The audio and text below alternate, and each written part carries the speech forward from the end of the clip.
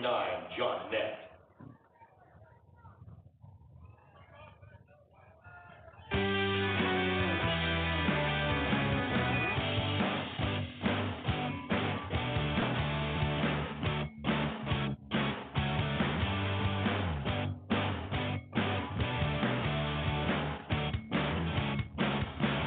Welcome into Baylor Ballpark, another three-game series for the Bears. We pick you up in the top of the first inning. Some technical difficulties keeping us off the air at our intended time, but I'm Foster Nicholas, joined by Joe Pratt, and we're ready and rearing to go for another three-game series in the Big 12 as Mason Marriott and Baylor baseball pick things up in the top of the first. Still no outs, so we haven't missed any action. The count is 2-1 to the leadoff hitter for Kansas, center fielder John Nett. But Joe, obviously a big series. Mason Marriott on the bump for Baylor. The Bears winning 9 of their last 10. He works the count to 3-1 after missing high. We'll shoot it to you for some of those Kansas starting lineups in between Marriott's pitches here early. Yeah, as you mentioned, at the plate right now, John Nett leading things off in center field. Jake English stands on deck, right-handed hitter catching today. 3-1, big swing and a miss. Marriott going up high, clocks the gun at 94. Cody Shojanaga bats third, plays second. Michael Brooks is in the cleanup spot, followed by Ben Hartle, who plays first and bats fifth. Payoff pitch, bounce foul down the first base line. Lenny Ashby, Collier Cranford, they're 6 and 7. Ty Wisdom bats eighth, and Mike Kazuski is at 9. So your starting lineups for Kansas. The field for Baylor, similar to what they've been running these past few games. Battery mates are Cortland Castle and Mason Marriott on Friday night. From the windup, the pitch here, another pitch fouled off down the first base line. John Nett gonna stay alive. 363 hitter, 3 home runs, 24 runs batted in, and 4 stolen bases for the senior center fielder. Well, Marriott stares in towards Castle. Defense playing deep. Pitch on the way. High fly ball. This one to average center field depth. Chasing it in is Ty Johnson moving to his left. He finds it. Can of corn. A long run for Johnson. Wind blowing due south towards the first base bag from dead center field. Blowing in towards home plate. The ball's going to hang up in the air, and it could take a few wild swing. Just tracking the ball will be difficult as Jake English, the senior catcher, digs in from the right side. Rest of the infield for Baylor, you got Cole Posey at first. At second base, you can see Daniel Altman. Shortstop and third, Tariq Kemp and Hunter Toplansky, respectively. Breaking ball from Marriott to open up the at-bat against English finds the strike zone, 0-1. Ready to go again, outside fastball this time finds the zone, 96 for Marriott. He's working the velocity up. Guy who comfortable hitting that 96, 97 mark as he works into his junior season. 0-2. Big swing and a miss. Kick it off with a K. Mason Marriott, 1 and 2 are down, and Cody Shojanaga digs in. That's a great pitch by Mason Marriott right there. 15 strikeouts looking. That one wasn't a strikeout looking, though. Picks up his 49th on the season. 1 away from 50, Foster, and over 45 innings pitched. Really impressive from Mason Marriott. The outfield for Baylor, Enzo Apodaca in right. In center field is Ty Johnson, and left is Wesley Jordan. Breaking ball on the outside corner finds the zone for Mason Marriott. 12 pitches so far this inning, 9 of which falling in the strike zone. So Marriott attacking with first pitch strikes and then seeing what he can do with that. Follows it up, ground ball hit to second. Altman up with it, fires to first. A 1-2-3 inning for Mason Marriott. More on this ball game as you're listening to Baylor Baseball on Baylor Lariat Radio when we come back.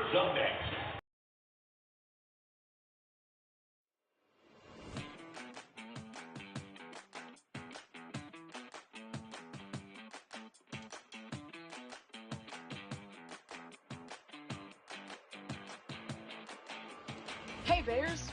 Are you always the last to know about what's happening at Baylor? Are you left quiet in a group when talking about last week's game? Well, you haven't gotten your morning buzz yet. Did you know you can get your dose of current Baylor news every Tuesday through Friday straight to your inbox?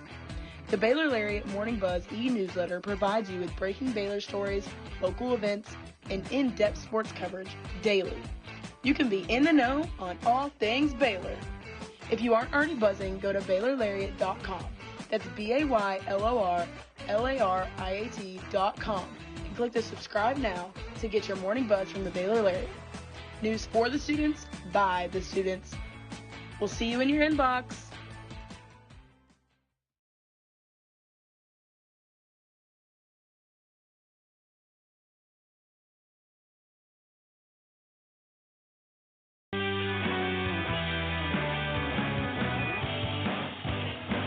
Bottom of the first inning here at Baylor Ballpark. Foster Nicholas alongside Joe Pratt. More Baylor baseball and more games in Waco. Bears rocking a 17-18 record coming into this, but 8-7 in conference, coming off a Big 12 sweep against BYU. And the Bears in a comfortable spot. They got that sweep on the road, but they're sitting 12-9 in conference, or rather at home, with more wins at home in the conference than on the road, but they got those, Joe, and they're in 4th place in the Big 12 right now, taking on a Kansas team who's 7-8 in Big 12 play, yet somehow sitting in 8th place in the Big 12. Yeah, they're in a 3-way tie for 7th, Kansas, at 7-8, so this is a big weekend. I mean, 2 wins for Kansas. You jump Baylor in the standings. Baylor gets 2 wins on Kansas. Not only do you win that tiebreaker in the head-to-head, but you also get, that pair of 2 wins and a cushion over Kansas, and they're tied with a couple of teams in UCF and a few others that are able to get some more wins this weekend too. Enzo Apodaca going to lead things off for Baylor. He watches the first pitch drop below the knees, 1-0. Bears will be facing Reese Dutton tonight, right-handed starter for Kansas. Rocks a 7-1 record with a 2.50 ERA. Goes to the outside slider, 1-1, evens the count as Apodaca watches it fly by. Rest of the starting lineup for the Bears, you've got Apodaca leading things off, then Ty Johnson and Wesley Jordan, the top 3 we've become accustomed to. Breaking ball for Dutton finds the inside corner, it's 1-2. Cleanup hitter is Daniel Altman. Hunter Toplansky at 3rd, bats 5th. Number 6 spot is the designated hitter Mazak. 1-2 on the way. Apodaca fights this one foul, punches it down the 3rd base line. It'll bounce out of play. Keep it at 1-2. Bottom 3 in order. Cole Posey at first.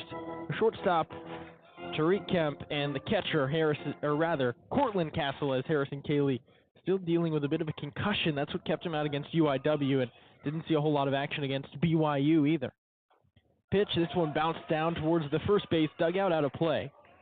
Apodaca rocking a .368 record, keeps this count at 1-2. Baylor right fielder coming off being named Big 12 Player of the Week. Also extended his hitting streak with a base knock in the midweek game on Tuesday. Big cut by Apodaca, stays alive, he tips it foul. 1-2. That's something Apodaca's done a really good job of, staying alive in counts, doesn't strike out too much, he walks a lot, and he's just a guy that's really difficult to get out, and that's really huge at the top of your lineup. Apodaca waits, lines this one down the first base line, it'll tail foul. Keep it at 1-2. Well, Apodaca, he hit .600 against BYU in the 3-game series, and even pushed it back to the midweek game that was canceled against DBU, but could have been even more for Apodaca. That led all Big 12 players for the 3-game series that they each respectively played over the weekend. Kansas, a non-conference series that they swept. Apodaca will swing at this one, sends it to right center field. It gets down. Big turn at first for Apodaca, but he'll retreat back to the first base bag as Wisdom out there and right chased it down in the alleyway. And as we mentioned, the wind blowing straight in kind of kept that ball up in the air. An average day, and that one's off the wall, and Apodaca standing at second. But Baylor and Apodaca will settle for a single, that being his 50th hit of the season. Pushes the batting average north of 370 at 373. And opens the ball game with the first hit. It'll bring up Ty Johnson, another 300 hitter for the Bears. 323. 41 hits on the year for Johnson. Breaking ball finds the inside corner, 0-1. Well, Reese Dutton, someone clearly working off the strikeouts. 55 strikeouts in 54 innings. He's only walked 16 batters. Second in the Big 12 with those, or rather, first in the Big 12 with 7 wins. Second with a 2.5 ERA. He'll check on Apodaca at first, then fire it back. Nothing going as he slides back in safely. Third base, Brooks is playing even with the grass, as if Ty Johnson were to drop one down. Johnson's got his back foot all the way against the chalk and crowding the plate as well. Sees a breaking ball find the inside corner. It's 0-2. Defensive alignment for Kansas today. The first baseman is Ben Hartle. Second base, Cody Shojinaga. Shortstop, Collier Cranford. At third is Michael Brooks. Battery mates behind the plate is Jake English. And on the mound, of course, Reese Dutton. He sets and readies for the 0-2. Johnson swings and misses at a pitch in the dirt over Ansey, as that one just fell off the table and Johnson gave it a chase. Left fielder, Yeah, low and inside breaking ball at 81 to Ty Johnson. He swung right over it. Good sequencing from Reese Dutton, a guy who's picked up a ton of strikeouts this season. He's up to 56 now. And now you're going to see a lot of defensive adjustments, a lot of shifts for this Kansas team. Now it looks like all three guys on the left side of the infield there's three guys in the infield that are to the left side of the second base bag. So big hole on the right. Yeah, Koji Shojinaga, the second baseman, is behind the second base bag, and he does just that. He lines it through the right side for a base hit. Big turn by Apodaca at second. He heads to third. Ball is booted in right field. The throw-in's not going to be in time as Apodaca's in standing. How about that? Wesley Jordan just punches it into right field where Cody Shojinaga, the second baseman, was playing a pitch prior. He punches it through, rolls it into right field. Out there is Ty Wisdom, and in the midst of picking up the ball, he just boots it, rolls between his legs, and finds some green grass behind him. Apodaca rounds third, scores the first run of the ball game, and the Bears lead this one 1-0 in the bottom of the first. Yeah, well, that's just a huge play by Wesley Jordan. Just puts it through the right side. Could tell that's exactly what he was trying to do when he stepped up to the plate. Got one outside in the zone and just went with it. And then, got to take advantage of the defensive mistake. They got it. Wesley Jordan will bounce around at second as Daniel Altman digs in. First pitch bounces up to the plate 1-0. Finish off the defense. And then getting a little more analysis of this ball game, the fun stuff. And from left to right, in left field, you've got Mike Kozuski, center field John Nett, and in right is Ty Wisdom. Still a big lead at second for Jordan. Pitch bounced towards first. A nice nifty play by Hartle. He'll take it to the bag, but that one towing the first baseline and just barely staying fair. 90 miles an hour off the bat of Altman. Hit it hard, just hit it right to the first baseman who, as you were mentioning shifts, Joe, was practically playing the line.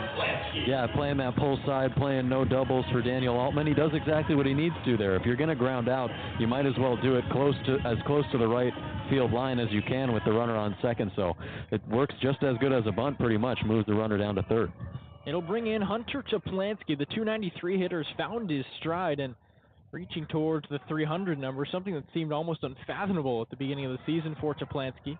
Swing his first pitch, and it's grounded to first, but actually knocked off his ankle before finding its way to the first base bag. He'll shake off his foot and step back in. A few strikeout struggles for Toplansky over the weekend, but still managed to hit 500 in the series against BYU. Leads the team in two-hit games. He's got 10 two-hit games, whereas Enzo Apodaca leads the ball club in multi-hit ball games. So it bounced towards the first base dugout. And you may be asking, how could Toplansky lead the team in two-hit games but not multi-hit games? Well, Enzo Apodaca, 4 4-hit games, 5 3-hit games, and 8 2-hit games for Apodaca. Set at the belt is Reese Dutton. He checks third, 0-2 pitch. This one dribbled foul. The switch hitter Toplansky fooled a little bit, but stays alive enough. Yeah, but he watched the guys, earlier in this inning swing and miss at those low and inside on that breaking pitch. So it's a good emergency swing by him just to barely get a piece. With 2 outs in the inning, Dutton has held batters to just a 175 average. Of course, the run that came across in the inning goes as unearned because of the error in right field. This pitch, it drills Toplansky in the ankle, and the left-handed batter is crawling like a cat, trying to find space, and now he just sits on his backside. Mitch Thompson out of the dugout, as well as the trainer. A pitch that almost spiked the dirt, but just hit Toplansky right on the ankle where the shin guard doesn't protect. It'll, of course, protect some of the ankle, but that was almost the backside. Threw it behind Toplansky a little bit. Yeah, it's really tough to tell. He does have that ankle guard, as you said, on the front right foot as he's going to walk his way and get into a light jog, very light jog to first base, but almost hobbling. Yeah, pretty much. But earlier in the at-bat, you saw the first pitch, he fouled it off of his foot, and it looked like that one didn't hit the ankle guard as well. He was having to shake it off for a bit after the first pitch, so it's possible that it just caught the same spot right there, and it's just a stinger that got re-aggravated, so hopefully he's okay. Standing over on first, and now a good 2-out opportunity for a Zach Mazok, who's been swinging the bat well, but has an opportunity here to continue that. So 2 outs in the inning, runners on the corners, and Zach Mazok digging in. Pitch, he bounces this one off his ankle, so it's just these left-handed bats getting fooled by breaking balls. As Mazok hobbled out and Hit that one so hard off his ankle it ricocheted towards the Baylor dugout, which is on the opposite side of the field. Short lead at first for Chaplansky. About 4 steps at third for Wesley Jordan. Dutton does check first, and he'll pick off towards there as Chaplansky nabbed an extra step before the pickoff move. He dives in safely, though, relays the ball back to Dutton, does the first baseman Hartle. And Zach Mazok ready to go. He's in the middle of the box, almost near the front of it, while the rest of the Baylor bats were almost all the way back. He bounces this one off his left foot here, the back foot in the box, so Mazok fooled by just about everything. And we'll mention that was the 20th pitch of the inning for Reese Dutton, 17 of which have found the strike zone. A lot of foul balls, a lot of spin on his pitches, and you could tell, I think Mazok may be creeping up in the box because he doesn't want to have to face the sharper break of that breaking ball at around the low 80s that Dutton throws low and in on these lefties.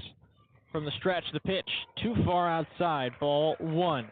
4th ball of the inning thrown by Dutton, but of course the pitch count north of 20 now, so Baylor doing their job and just increasing the pitch count, making it harder on Dutton, a guy who works deep in ball games. He had 6 consecutive wins at one point earlier this season. That streak broken up a couple of weeks ago. He goes curveball in this one, just fooled Mazok, but he was able to hold off. Watches it drop below the knees. It's 2-2, but really did buckle those knees of Mazok to the breaking ball. I believe that's the first time Dutton has thrown back-to-back pitches that missed the zone. He now comes set as the right-handed starter. Fires to the plate, breaking ball. This one too far inside as well. So Zach Mazok works the count to 3-2. Before this at-bat to Mazok, the Baylor 6-hitter. Only 3 balls on the outing for Dutton. Has 3 in this at-bat alone. Hunter Chaplansky should be off at first with 2 outs and a full count. Runners on the corners. Chaplansky leaves. Mazok bounces this one towards the Kansas dugout. An olé of sorts from the players who are just eagerly leaning over the fence as Zach Mazok stays alive. He'll await what will be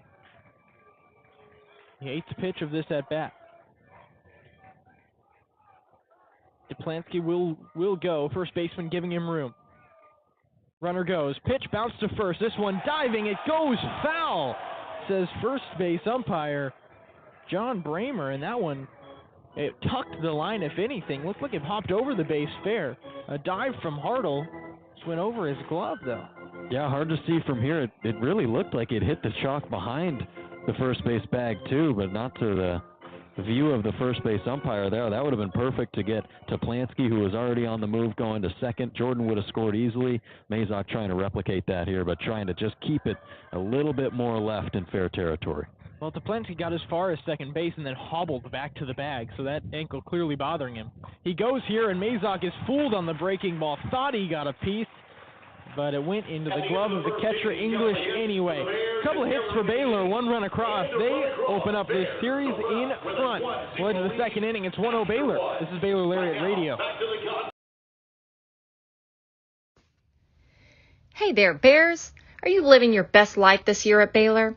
Well, we've got great news. The Baylor Roundup Yearbook has been right there with you, capturing those memories at every event. So don't forget to buy your 2022-23 Baylor Roundup Yearbook today and share your memories with friends and family for generations to come. But wait, did you already graduate? Don't worry, we've got you covered. We have yearbooks dating all the way back to 1896. So visit our website today at www.baylor.edu/roundup and order your copy. That's www.baylor.edu/ROUNDUP. Have a great year, Bears, and sick 'em.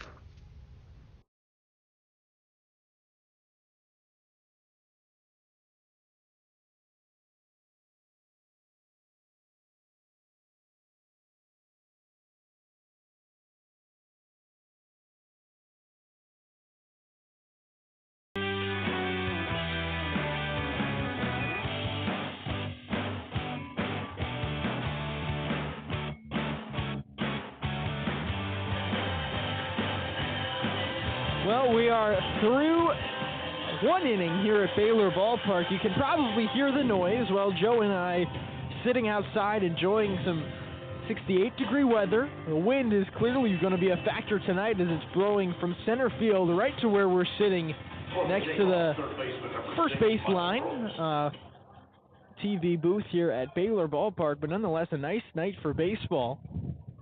I won't say perfect baseball weather as it won't be flying out of the ballpark tonight.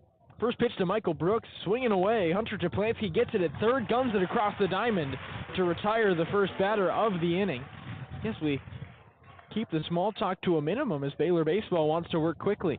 Yeah, Mason Marriott working really fast up out on the mound. A 1-2-3 inning worked in the first, and then a first pitch out here. He's only had 14 pitches, and a guy who's been really efficient so far this season. You brought up a number before we went live saying how he's gone at least 5 innings and plenty of his starts, more than half for sure. In only 2 of his starts, he has not worked more than 5 innings, and he's gone 5 or more in 4 of his last 5 outings. Ben Hartle sees a first pitch strike, digs in. This is the .338 hitter now with an 0-1 count. Fouls this one down the first base line. It'll hit off the awning here at Baylor Ballpark. 0-2. Marriott worked as high as 96 miles an hour in that first frame. He now comes set at the belt to work from the windup. Stares down Hartle. Glove pinned to the belt. Now he works. High leg kick. Throw it home. A high fly ball. This one to shallow center field. Ty Johnson calling for it. Waves his arms. Settles under it. Can of corn. The Baylor center fielder shuts it down for the second out of the inning. He's really been mixing up his pitches, it seems like, going low in the zone, going high in the zone, and I think he's just messing up the angles of these Kansas batters early on, causing them to dip beneath it, roll over top of it. And so that's just something that Mason Marriott's going to have to keep doing, make the batters feel uncomfortable up there. Designated hitter, the senior Lenny Ashby digs in. First pitch to him, skips up to the plate, ball 1. Ashby, the only batter in the Kansas starting lineup not hitting north of 300. Yeah, that's right. 8 of the 9 starters in Kansas's lineup are hitting at least 302, with 6 of them hitting above 333. But Ashby's a .261 hitter, does have 7 home runs and 23 runs batted in on the year. Marriott misses this one high and away. It's 2-0. So not someone you take lightly at the plate, but a good power mix, of course, with a lot of guys who can get on base. Wind up, the pitch, high pop-up on the infield. Mason Marriott's actually looking at it. Castle, though, loses the helmet in foul territory. He finds it, and he closes the glove. 3 outs in the inning. 1-2-3, 1-2-3. We get to the bottom of the second as Marriott has shut down the first 6 Kansas batters. It's 1-0 as it's Baylor baseball on Baylor Lariat Radio.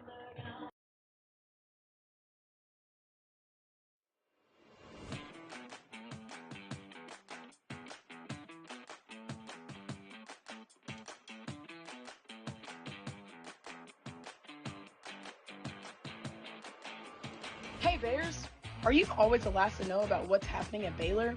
Are you left quiet in a group when talking about last week's game? Well, you haven't gotten your morning buzz yet. Did you know you can get your dose of current Baylor news every Tuesday through Friday straight to your inbox? The Baylor Lariat Morning Buzz e-newsletter provides you with breaking Baylor stories, local events, and in-depth sports coverage daily. You can be in the know on all things Baylor. If you aren't already buzzing, go to BaylorLariat.com. That's BaylorLariat.com and click the subscribe now to get your morning buzz from the Baylor Lariat. News for the students, by the students. We'll see you in your inbox.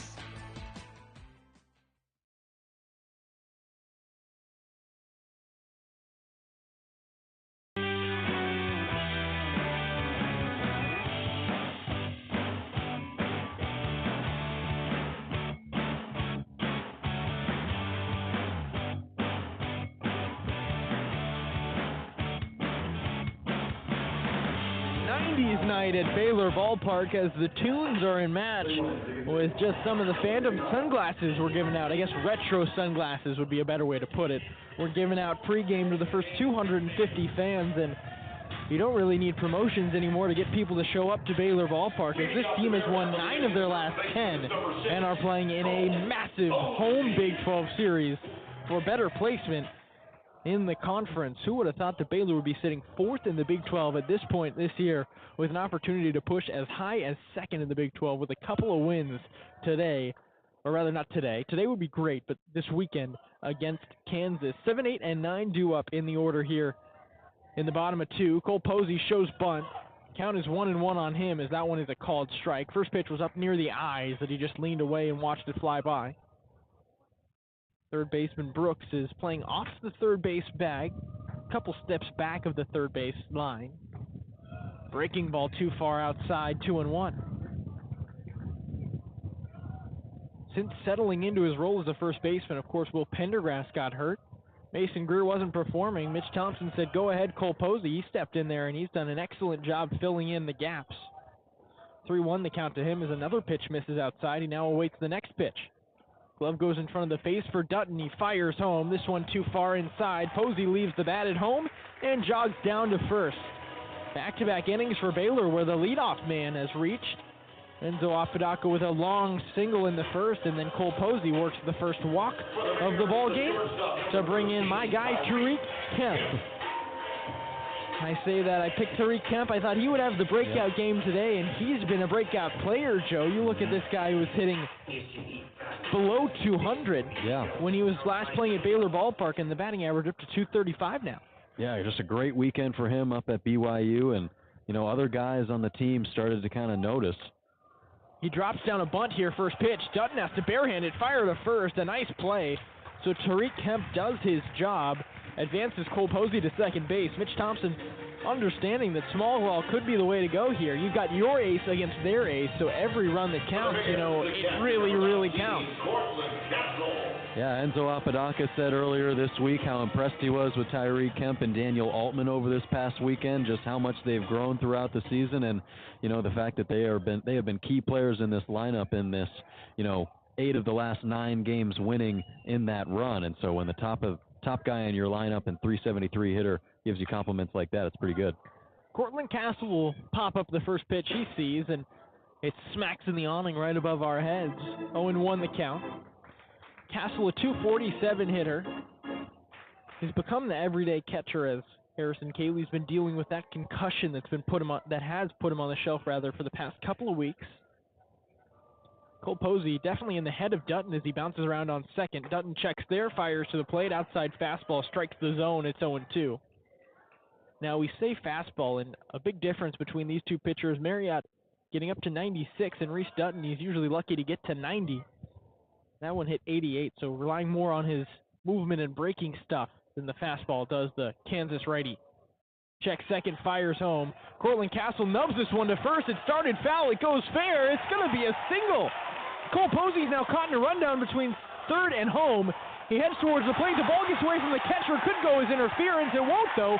Posey steps home, and Cortland Castle's on third. Well, would you look at that, Joe? I mean, I don't know how to explain that other than just heads up. Base running by Cole Posey in a pickle. Mitch Thompson is shaking his head in the dugout, but he'll take it anyway. See, Castle just rolled it like a corkscrew down the first base line. It started foul, and it actually rolled back into fair territory. And he knew it right away, too. It was spinning in foul territory. He could see the spin on that ball, kind of like a putt that's going to take a really sharp break to the left, a downhill turner. That's exactly what that was. It comes back into the green surface, and then he's able to get around. But then Cole Posey overruns third base, and then the catcher throws back to third at Brooks. And the throw is a little bit high, so there you think, okay, maybe Posey is able to get back to third if he, is, decisive with that decision. But then he's able to, get away with it as the ball gets away from the catcher on the return throw, and the Bears take advantage of another fielding mistake by the Jayhawks. Well, Enzo Apodaca digs in. Both runs scored by the Bears to this point have been unearned. First pitch to Apodaca, it just nails him in the knee. He'll flip its bat towards first base as if he just hit one about 500 feet over the fence. Big moment for Apodaca, I guess, just trying to get into the head of Reese Dutton, a guy who doesn't allow a whole lot of runs. He's been very composed over his entire collegiate career. But Baylor getting to him a little bit right now, and of course no help from his fielders. I'm sure even if the throw was just a little bit offline, but it fell into the glove of English, it would have gone also as interference as he was standing directly in the base path about halfway between home and third. Posey ended up scoring. As it stands, there's one out in the inning. Runners on the corner. Ty Johnson steps in, shows bunt, pulls it back, 1-0 the count. Endo Apodaca on first, Cortland Castle on third. Put the ball in play, and good things will happen has clearly been the motto for Baylor today. Head coach Dan Fitzgerald for Kansas came out after that single. Talked to the umpires, but no arguments there. This one lined down the first baseline. Extra bases for Johnson. Apodaca around second, heads for third. Castle's already scored. Johnson gets the wave to head to third. Apodaca's heading to the plate. Ty Johnson, bases clearing, triple. He just sent that one on the ground. A hard-hit ground ball over 100 miles an hour. Flips under the first baseman, Ben Hartle, and rolls all the way to the fence and into the corner. As Baylor with 4 base hits and 4 runs, but now getting them earned on Reese Dutton. Yeah, scorching drive down the line. Hartle was playing close to the line, but that was too hot for him to handle. It goes all the way down into the corner, and Ty Johnson has himself a team-leading third triple of the season, and now we're going to get a mound visit for Kansas as the Bears have taken a 4-0 lead, and we're just in the bottom of the second inning, Foster, and there's just one out. Yeah, and we see the pitching coach is coming out there. He keeps looking towards the bullpen as if he were going to tap his right arm and call for a reliever. Don't anticipate that just yet, as Baylor is indeed facing Reese Dutton, one of the best pitchers in the Big 12. With runners on base, batters were hitting below 175 coming into this ball game. It's all the way up to 196 after a couple of Baylor base hits. Still a stellar number for Reese Dutton, but Baylor has had his number early today. 4 hits already, and 3 of them coming from the top of the Baylor lineup in Apodaca, Johnson, and Wesley Jordan, who now stands up to the plate with a runner on third. Jordan just nestled one through the right side for a base hit in his first at-bat. Kansas seems to have learned from that as Shojinaga still shifted towards the left side of the infield, but playing closer to average second base depth. First pitch misses outside. It's 1-0. Jordan, a .330 hitter, leads the Bears with 6 home runs on the season. Also top 3 in stolen bases with 3 of them on the year for the big left fielder. Pitch on the way. Takes this on the outside corner for strike 1. That was the 40th pitch of the day for Reese Dutton. Sun setting at Baylor Ballpark, and Bears looking to close the outing on Dutton as well. 4-step lead at third for Ty Johnson. Bounces around out there. Gets a look, but then firing towards the plate is Dutton. Jordan fouls it off. 1-2.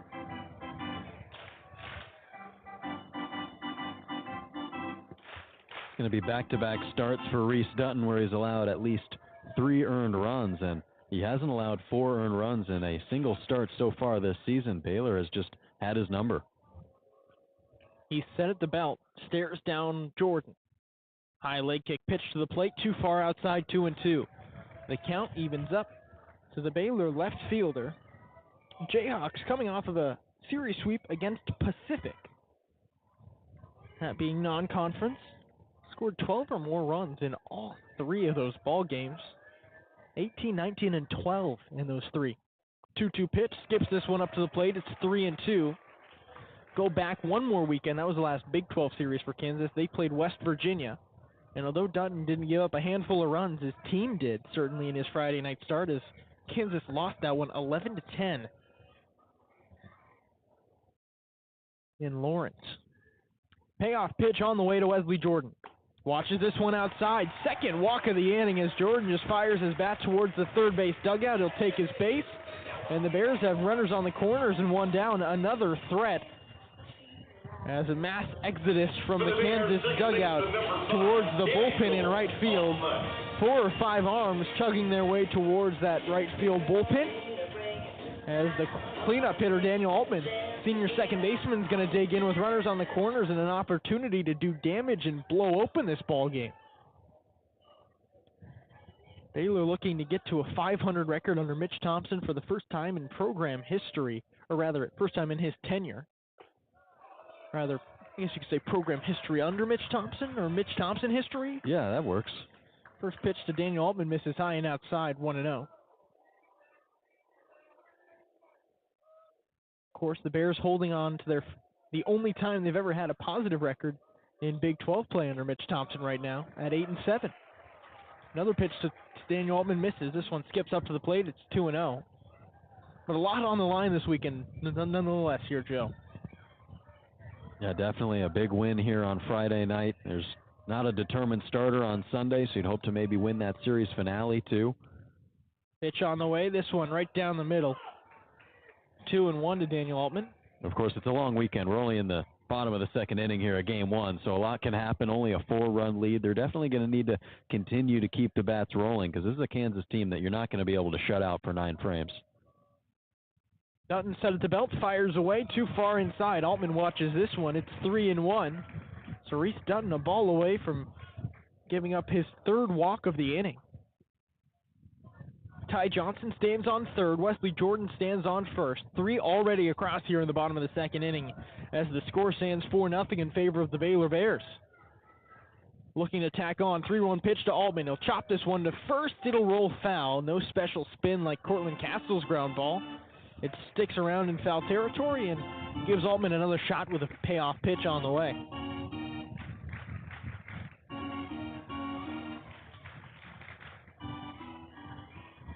Wesley Jordan could consider taking off at first base.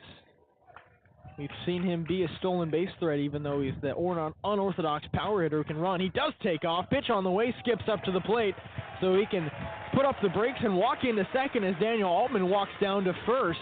The bases are loaded for Baylor on back-to-back walks coming off the bases-clearing triple by Ty Johnson just 3 batters to go. Baylor third baseman Hunter Toplansky is going to step up to the plate. Don't look now, folks, but he's the 8th batter to step up to the plate this inning. 5 straight Baylor Bears have reached base. The last time they recorded an out was on Tyreek Kemp's sacrifice bunt. And that was a gimme play.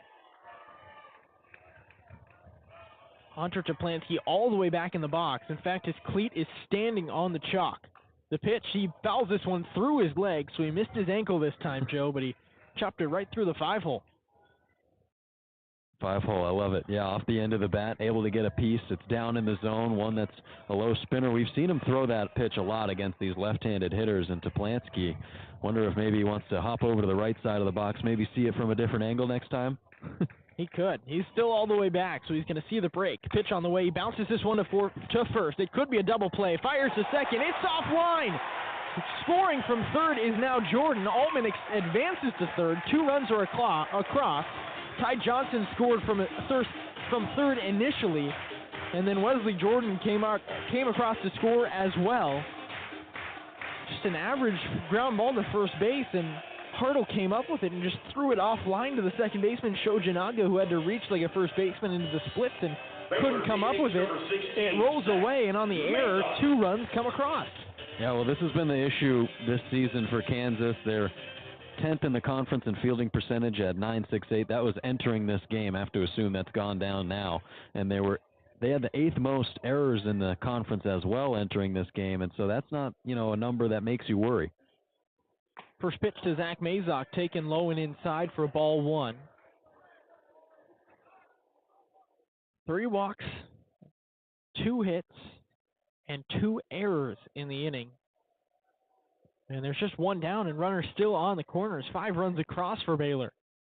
Pitch to Mazok, bounces this one straight back to the netting. That breaking ball you've been talking about, Joe, that just came in on the hands. Mazok gets out in front and chops it straight back. Baylor has pushed Reese Dutton's ERA north of 3 for the first time this season. It's at 3.09. It's given up 4 earned runs despite that error at first base. Pitch on the way. This one hit well to left field. It's got a charge. Heading back is Kazuski. He makes the catch on the warning track, but it's deep enough to score Daniel Altman from third. Zach Mazok does his job. Sends one pretty deep, and without wind, Mazok would have had Napo Taco. He'll take a sac fly either way, put up a 6 spot here in the bottom of the 2nd. So Reese Dutton has allowed the same amount of runs in this outing as wins this season.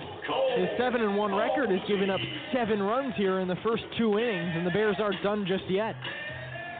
10th batter of the inning for Baylor as Cole Posey led off this inning. He now gets his second opportunity here in the 2nd inning. Started it out with a walk, and of course later went on to score a run.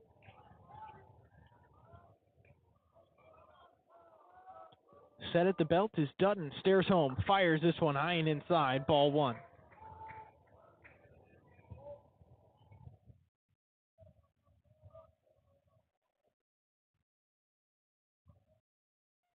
Reese Dutton taking his time. He checks second. Now gets back set.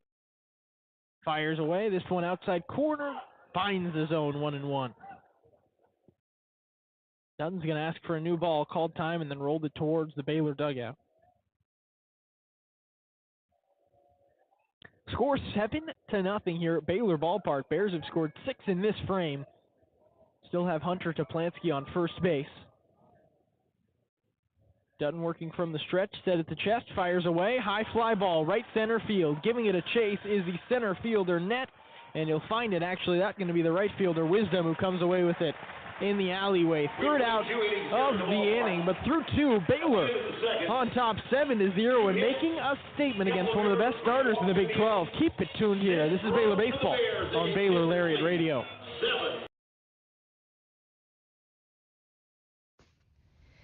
Hey there, Bears. Are you living your best life this year at Baylor? Well, we've got great news. The Baylor Roundup Yearbook has been right there with you, capturing those memories at every event. So don't forget to buy your 2022-23 Baylor Roundup Yearbook today and share your memories with friends and family for generations to come. But wait, did you already graduate? Don't worry, we've got you covered. We have yearbooks dating all the way back to 1896. So visit our website today at www.baylor.edu/roundup and order your copy. That's www.baylor.edu/ROUNDUP. Have a great year, Bears, and sick 'em.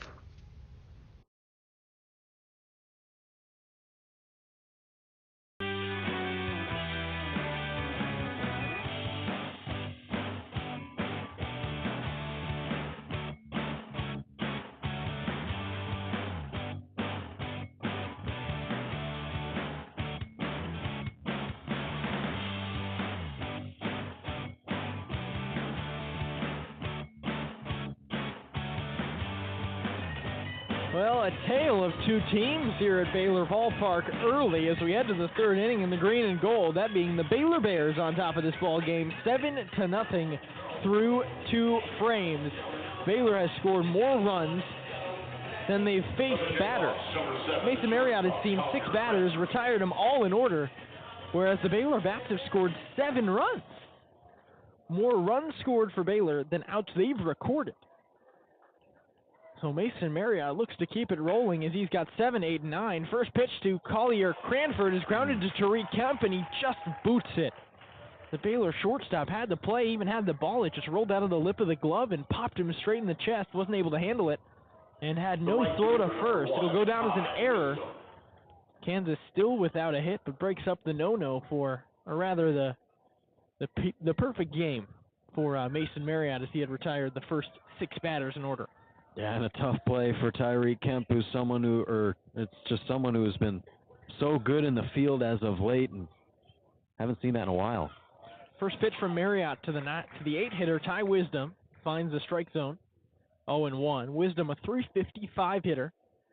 Hasn't been the everyday starter, but the freshman has come on pretty hot here in the recent weeks. This is 11th start of the year. High and outside with the fastball, it misses, 1-1. Marriott bouncing from 92 on the low end for his fastball, but pushed it as high as 96 in the first inning. He'll check on Cranford at first. Cole Posey holding him on, but Marriott electing to go home. Slide step, pitch to the plate. Under it is Wisdom as he fouls it straight back into the netting. 1-2. Mason Marriott a 2-3 record this year, 4.27 ERA. And just 1 strikeout away from half a century.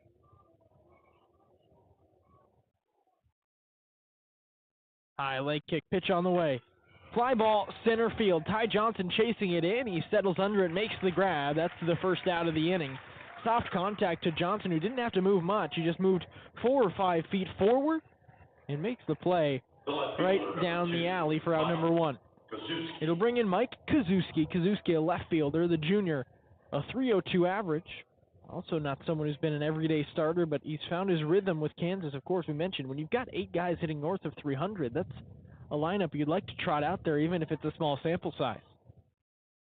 For Kazuski, that's 13 hits. Pitch inside corner, just misses on the breaking ball. Did Marriott, it's 1-0.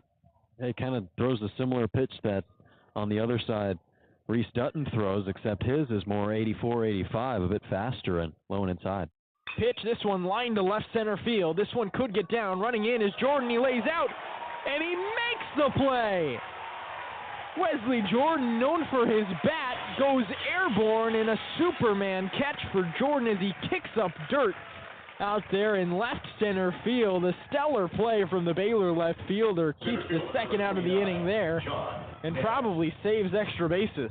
Absolutely. You see Tyreek Kemp give a big round of applause to his left fielder saying thank you, because Kemp, he put that runner on to lead off this inning. He potentially is able to come around and score there if it gets past Jordan. And so that's just a massive play made by the left fielder. I don't think we've seen Wesley Jordan make a play that big since he settled into everyday left field duties. First pitch outside, misses to John Nett. Leadoff hitter is 0 for 1 today with a fly out to center field. Of course, Jordan's been playing a lot, but mostly as the DH, and then settled into left field and has looked pretty pro out there, especially seeing that diving catch. That's got to be one of the best plays by a Baylor fielder this season, I think. Guy not known for his glove, but coming through clutch. 2-0 the count. Pitch on the way. Outside corner. Nope, can't get it. Too far away. It's 3-0.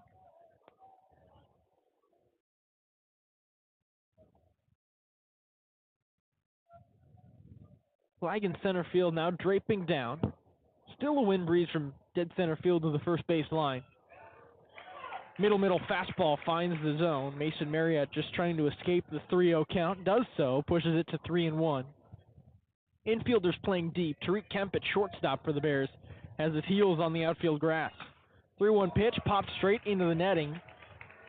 Fouled backwards, so it's 3-2. Mason Marriott trying to get out of this 3-0 count, get out of this inning. He has still yet to allow a hit or walk. Only an error allowing a base runner, and that was to lead off this frame. Bears on top 7-0, so Mason Marriott has the cushion he needs. Marriott pins the glove to the belt, fires to first. Interesting pickoff move with a full count and 2 outs. So runner likely going, but don't want to waste your energy firing it to first when you're 1 strike away from getting out of the frame. Marriott turns the shoulders, checks first, comes set at the belt, pins the glove, fires away. Line drive, left field, that's going to get down for a base hit. Fires it to left. The left fielder, Jordan, comes up with it, fires it to third. Not in time, however, as Cranford comes from first to third. First base not given up by Mason Marriott today. A line drive to left field. So net comes through, and Jake English, the senior catcher, is going to dig in with runners on the corners. First real opportunity Kansas has had to put a run on the board against Marriott. Yeah, John Nett, nice piece of hitting. Breaking ball low and in, knocks it into left field, and it is his 12th straight game with a base hit. Today, Baylor wearing the all-white home uniforms, Baylor in green lettering across the chest. Marriott swing and a miss. First pitch to English. He comes up empty after climbing the ladder at 95 miles an hour. Bears wearing their green ball caps with a gold BU logo inked in lettering on the front of that cap. Green stripe going down the pants that every Baylor starter, rather other than Ty Johnson, has down to the ankles. Johnson pulled up to the knees, showing off the green socks. English checks his swing. That one he fouled straight back, so it's 0-2. It almost looked like that one hit English inside, but he just turned, opened his body, bounced off the bat instead of the body, and goes foul. Yeah, fortunate there for Marriott. That would have loaded the bases for Kansas, but you could tell, I think, by the sound of the way it hit the bat, that was a foul ball. He's ahead of the batter right now. Got to find a way to finish him. That's swinging above the head for English. The 0-2 pitch bounces up to the plate outside, 1-2. So a bit of a change in the approach for Jake English. He had his bat behind his right ear initially, and now he's bringing it above his head and swinging it around as if he were throwing a lasso around up there. Above his head. White batting gloves. Pitch on the way. Outside corner. Strike 3 called. Mason Marriott jumps off the mound. Heads to the dugout. Number 50 on the year for the junior right-handed starting pitcher. We'll head to the bottom of the third inning. Baylor still on top, 7-0. This is Baylor Baseball on Baylor Lariat Radio.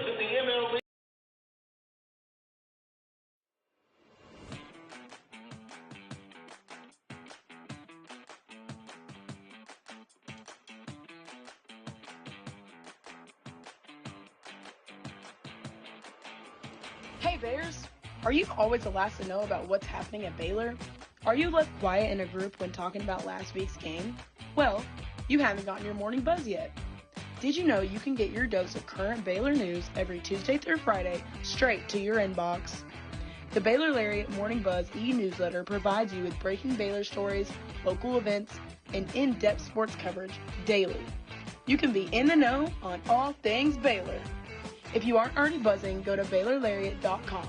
That's BaylorLariat.com and click the subscribe now to get your morning buzz from the Baylor Lariat. News for the students, by the students.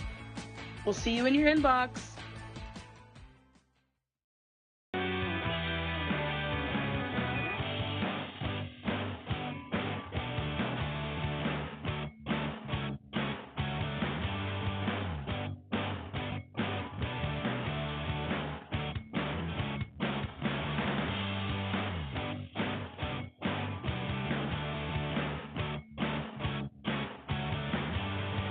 We head to the bottom of the third inning here at Baylor Ballpark, and Baylor has chased out one of the best starters in the Big 12, Reese Dutton. He's done after 2 innings, gave up 7 runs, 4 of which were earned on 4 hits, 3 walks, did tally a couple of strikeouts, but his night is done as a left-handed reliever coming in for Kansas is Ethan Bradford.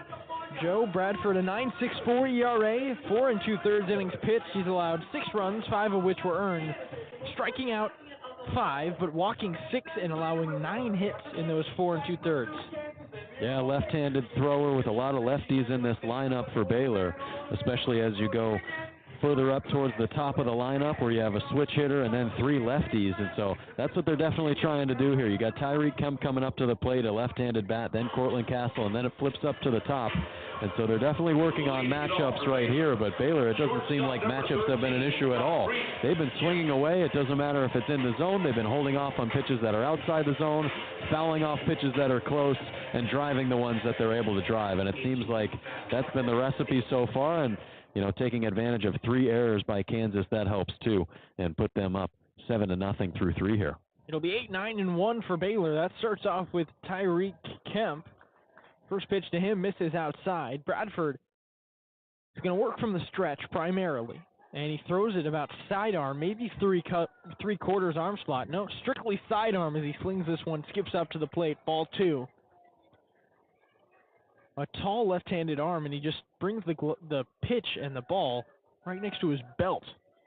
Pitch on the way, this one right down the middle, strike 1. Fastball in there at 89 miles an hour for Bradford. Kansas wearing their road gray uniforms today. Blue ball cap with the Jayhawk on the front. And then Kansas, the word in blue lettering with a red outline across the chest. Every starter other than the center fielder net has their pants down to their ankles. Pitch, this one bounces up to the plate. Tyreek Kemp goes down to a knee, thinking that one may have been close enough, but no, it drops down low, says home plate umpire Mike Morris, and the count is 3-1. Tyreek Kemp crowding the plate. His back foot is on the chalk all the way back and all the way forward. Pitch on the way. This one too far, high and away, ball 4. So Kemp's strategy of being all the way back in the box and crowding the plate to the point where his toes were almost trickling over the chalk towards home, it works out as Bradford just strictly working away from Kemp, away, and Kemp, who sack bunted in his first at-bat, now reaches base on a walk to open up this third inning. So 3 innings, 3 leadoff base runners for the green and gold. Cortland Castle's going to dig in, the right-handed Baylor catcher against Ethan Bradford. High left-handed leg kick. Castle's going to bunt this time. He chops it to first. Up with it there is Hartle. A close play, and Cortland Castle chases it to the bag. He's called out, but Mitch Thompson immediately out of the dugout. He's going to put his hands to his ears saying, let's review that. As Zach Dillon, the first base coach, he instantly jumped in the air and he was saying, review, review, review. And Mitch Thompson abides. Yeah, Mitch Thompson, no hesitation. He was out of the dugout, I think, right as Coach Dillon kind of made the motion. He did his own umpire saying safe as the first base umpire called him out, and they will go to review now. So I think Mitch Thompson, he trusts his first base coach. Really looks like a bang-bang play there, and I think they might have him at first. I think he might have it at first, Cortland Castle. I think he beats that out because the first baseman, Ben Hartle, he didn't want to toss to his pitcher. He just wanted to take it himself, which, I mean, maybe that did save time. It would have added time if he wanted to flip it to the pitcher, but this is a big play right here for Cortland Castle. He laid down a perfect bunt, but if you're able to put this or get another runner on to lead off this inning, you're able to just keep these bats rolling and maybe extend this lead to 7, 8, 9, 10 even if you're able to, and that's just through the first 3 innings of this ball game. That would be huge with just 1 hit on the board for Kansas. I mean, this is not something that I think anybody expected. A guy in Reese Dutton, so he goes out there, pitches 2 innings, gives up 7 runs. Only 4 of them were earned on 4 hits, 2 strikeouts, and 3 walks. He did hit a couple batters, too, so Dutton, just a day that was uncharacteristic when looking at the rest of his 9 starts this season. It was just night and day, and that's going to definitely put a dent in that ERA. That was second in the Big 12. He's up above 3 now, 3.05, and so that's all Baylor. They put up the most earned runs that he's given up in a single game this season, and that's just credit to them being aggressive in the box and attacking counts, not letting him get ahead. And they've obviously done a good job of getting him out of this game early and already trying to get on Ethan Bradford, a guy with a 9.64 ERA. The goal here is obviously just to keep your foot on the gas. Let Mason Marriott work with a big advantage. And, you know, we are both still confused by the run rules. I mean, Baylor could be up by 20 one game, and one game it's a run rule, the next game it's not. So just trying to figure out how you want it there. But, again, you want to put yourself in that position to be up by 10 runs after 7. Well, the umpires are back out. Call on the field. He is out at first is the ruling. And Cortland Castle is going to be done, but it's just a bunt down the first base line. A tough play. Zach Dillon bends his knees and sighs. But either way, it works as just a sacrifice bunt for Cortland Castle, and you've got Tariq Kemp standing at second base. Yeah, it's pretty much a win-win. If it goes down as a hit, that's even better, but you'll take the force out at first and the runner advancing to second. You got the top half of the order coming up, and that's a good job by Castle in his second straight AB to do something important for the top of the lineup. See, every run important still, even with a 7-0 lead as the Bears have. Lineup card turns over as Enzo Apodaca digs in. First pitch to him misses outside 1-0. Apodaca 1 for 1 tonight, singled in the first inning, was hit by a pitch in the second inning. He's now got his 3rd plate appearance in as many frames here in the 3rd. Bradford checks second, delivers home, sidearm fastball, strikes 90 and actually finds the outside corner. It's 1-1 with 1 down here. Apodaca, Johnson, and Jordan, the top 3 in the lineup, all have base hits. Only 4 hits, although Baylor scored 7 runs. Apodaca fouls this one straight back out of play, 1-2. Enzo, he's made a great case for all Big 12, even All-American numbers, the way he's been swinging the stick this year with the Bears. 50th hit came in the first inning, 4 home runs, 31 runs batted in. Truly been a sight to see here at Baylor Ballpark. Left on left, pitch on the way, chopped down the third base line. That was hit well, and Apodaca just trying to take an outside pitch, send it the other way, and he did, but just pushed it foul. Could have been extra bases if that one even toes the fair foul line. Bounces over the bag. Third baseman Brooks now going to shift a little bit closer to third. First baseman Hartle is tugging the first base line. He's maybe a foot or 2 away from it. Shojinaga at second is in the outfield as well. Pitch low and outside, ball 2. Both feet planted in the outfield grass for second baseman Cody Shojinaga. The shortstop Cranford holding on Tyreek Kemp at second base. And Kemp's got a massive lead. but he trusts the wheels and a back pick from Bradford. There goes Kemp. Pitch on the way. It's chopped up the middle. A tough play for Cranford. Fires to first. A tight play on Apodaca, and they got him by half a step.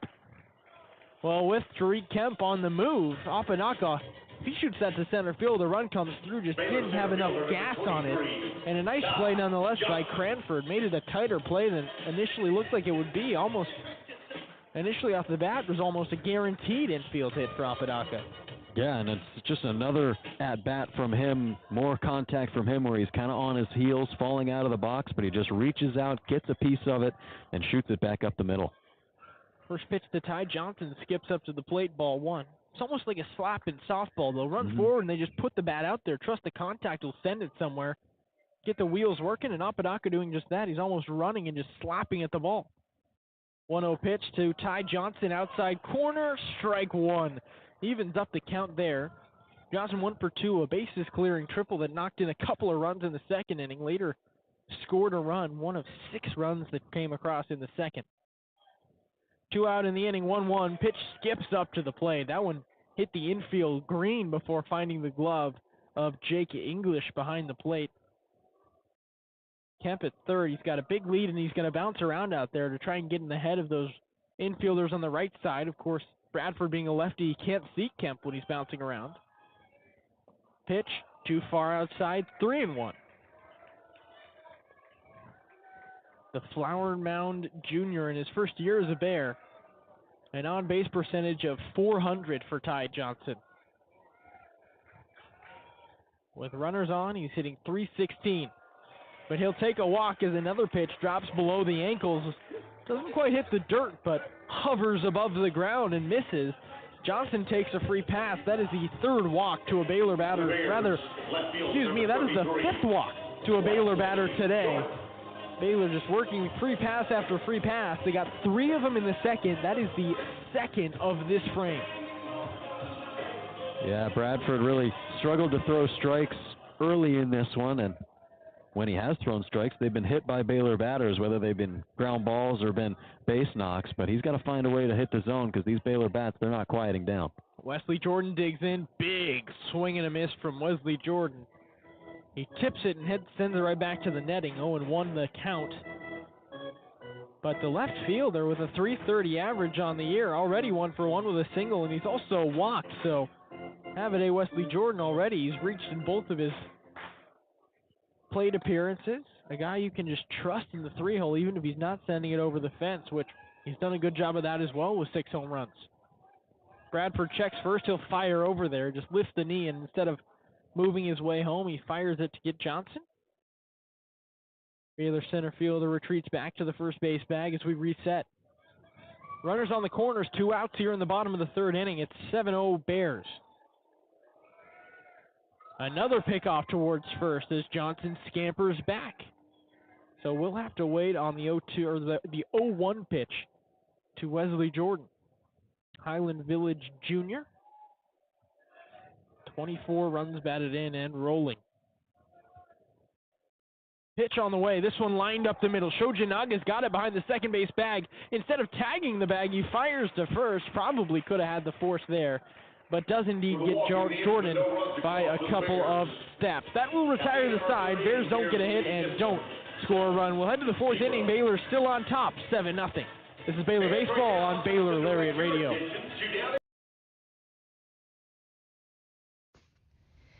Hey there, Bears. Are you living your best life this year at Baylor? Well, we've got great news. The Baylor Roundup Yearbook has been right there with you, capturing those memories at every event. So don't forget to buy your 2022-23 Baylor Roundup Yearbook today and share your memories with friends and family for generations to come. But wait, did you already graduate? Don't worry, we've got you covered. We have yearbooks dating all the way back to 1896. So visit our website today at www.baylor.edu/roundup and order your copy. That's www.baylor.edu/ROUNDUP. Have a great year, Bears, and sick 'em.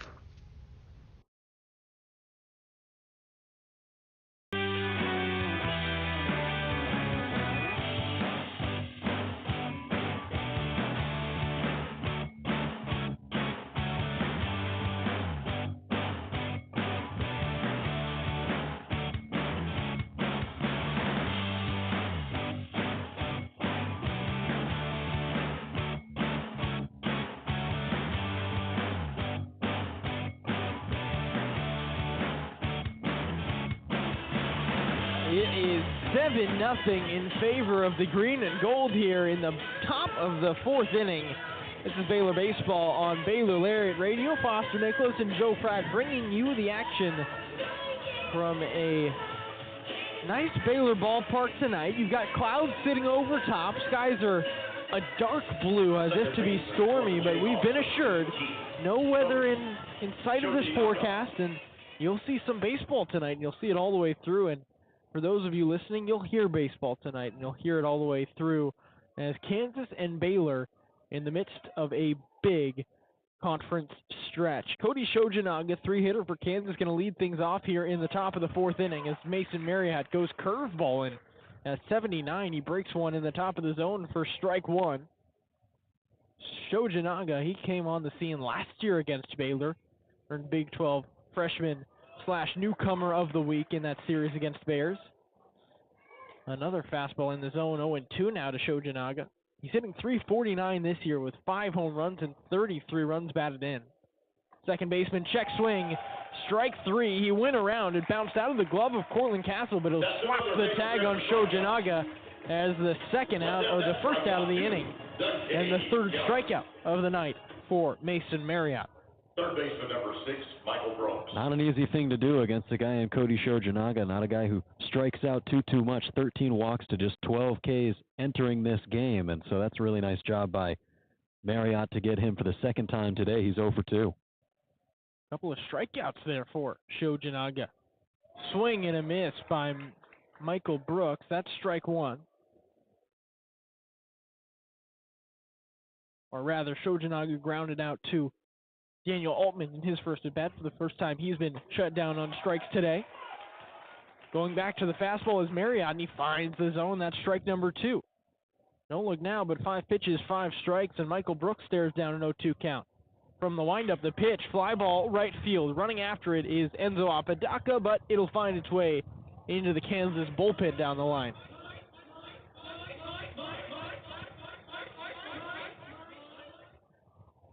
So keep the count locked at 0-2 to a .339 hitting third baseman.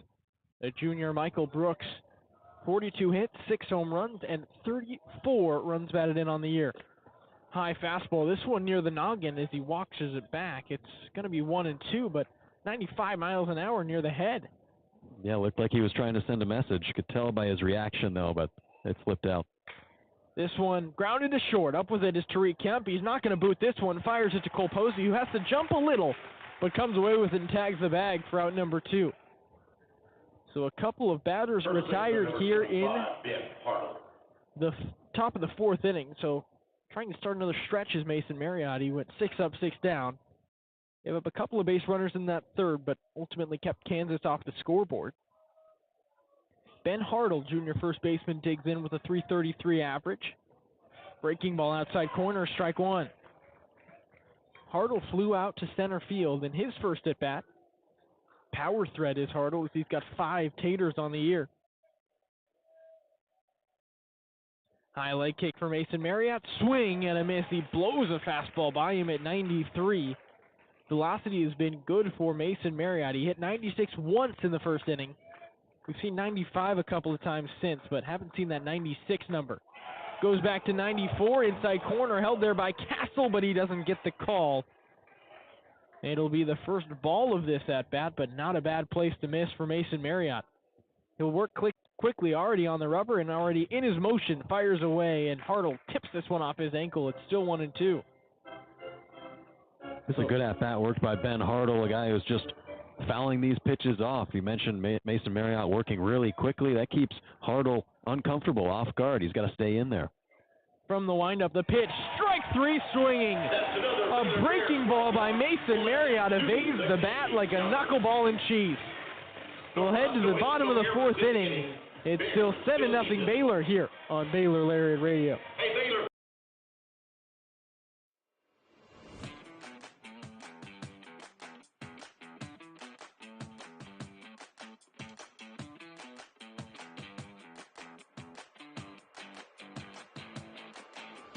Hey Bears, are you always the last to know about what's happening at Baylor?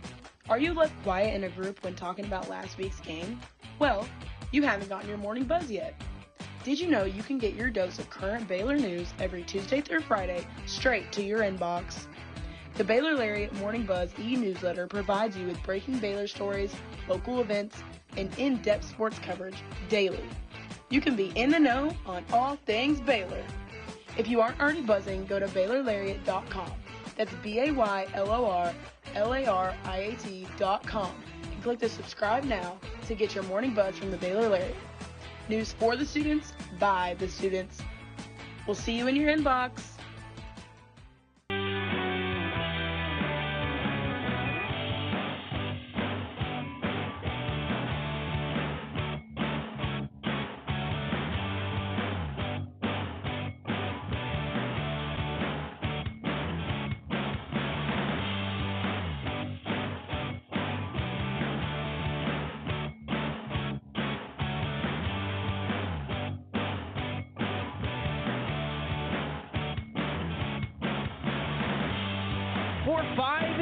Due up for the Bears here in the bottom of the fourth inning at Baylor Ballpark. Foster Nicholas and Joe Pratt bringing you the action. It is 7-0 in favor of Baylor. All capitalized on a 6-run second inning. No runs, 1 hit, and 3 errors for Kansas. For Baylor, 7 runs on 4 hits and 1 error. So helped out a lot by the Kansas defense, but able to capitalize on those errors and not just leave it at a couple of runs off the miscues in the field. Daniel Altman watched the first pitch strike at 0-1. So looking for his first hit tonight is the Baylor second baseman. 0-for-1 with a ground out and a walk. High leg kick, sidearm delivery from Ethan Bradford, who's back out there, and he misses outside 1-1. Bradford hovering in the 80s with just about everything. Looks like a slider and then a fastball that finds the high 80s, goes back to the fastball here, actually found 90 on the dot, and also found the strike zone near the ankles. It's going to be 1-2. 30 hits on the year for Daniel Altman, good enough for a .297 average. 1-2 pitch, this one chopped over the head of Bradford to short. This is going to be a tough play, up with it, Cranford fires to first, not in time. Daniel Altman chases it down, finds his way to first, and that's 4 innings, 4 leadoff base runners for the green and gold. Baylor third baseman. And that leadoff base runner has come around to score 3 times out of 4 in these first 4 innings. And so that's just a huge mark to get that leadoff man on in any way possible, too. That's a play that's really tough to make by the shortstop, Cranford, but he nearly does. That would have been a 5-star play at short by him, but speedy Daniel Altman's able to beat that one out, and they got the leadoff man on once again, as you mentioned. Switch hitter Hunter Toplansky will dig in from the right side for the first time as Ethan Bradford toes the mound from the left. First pitch at 91, misses high, 1-0.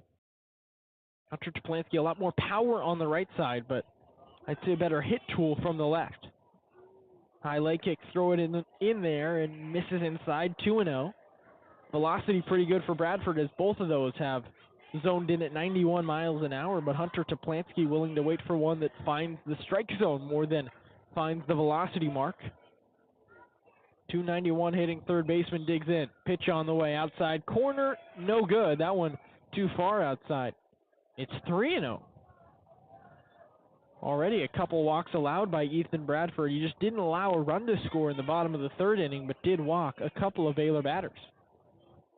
High leg kick, fire it to the plate. This one middle over home plate and in the strike zone to make it 3-1.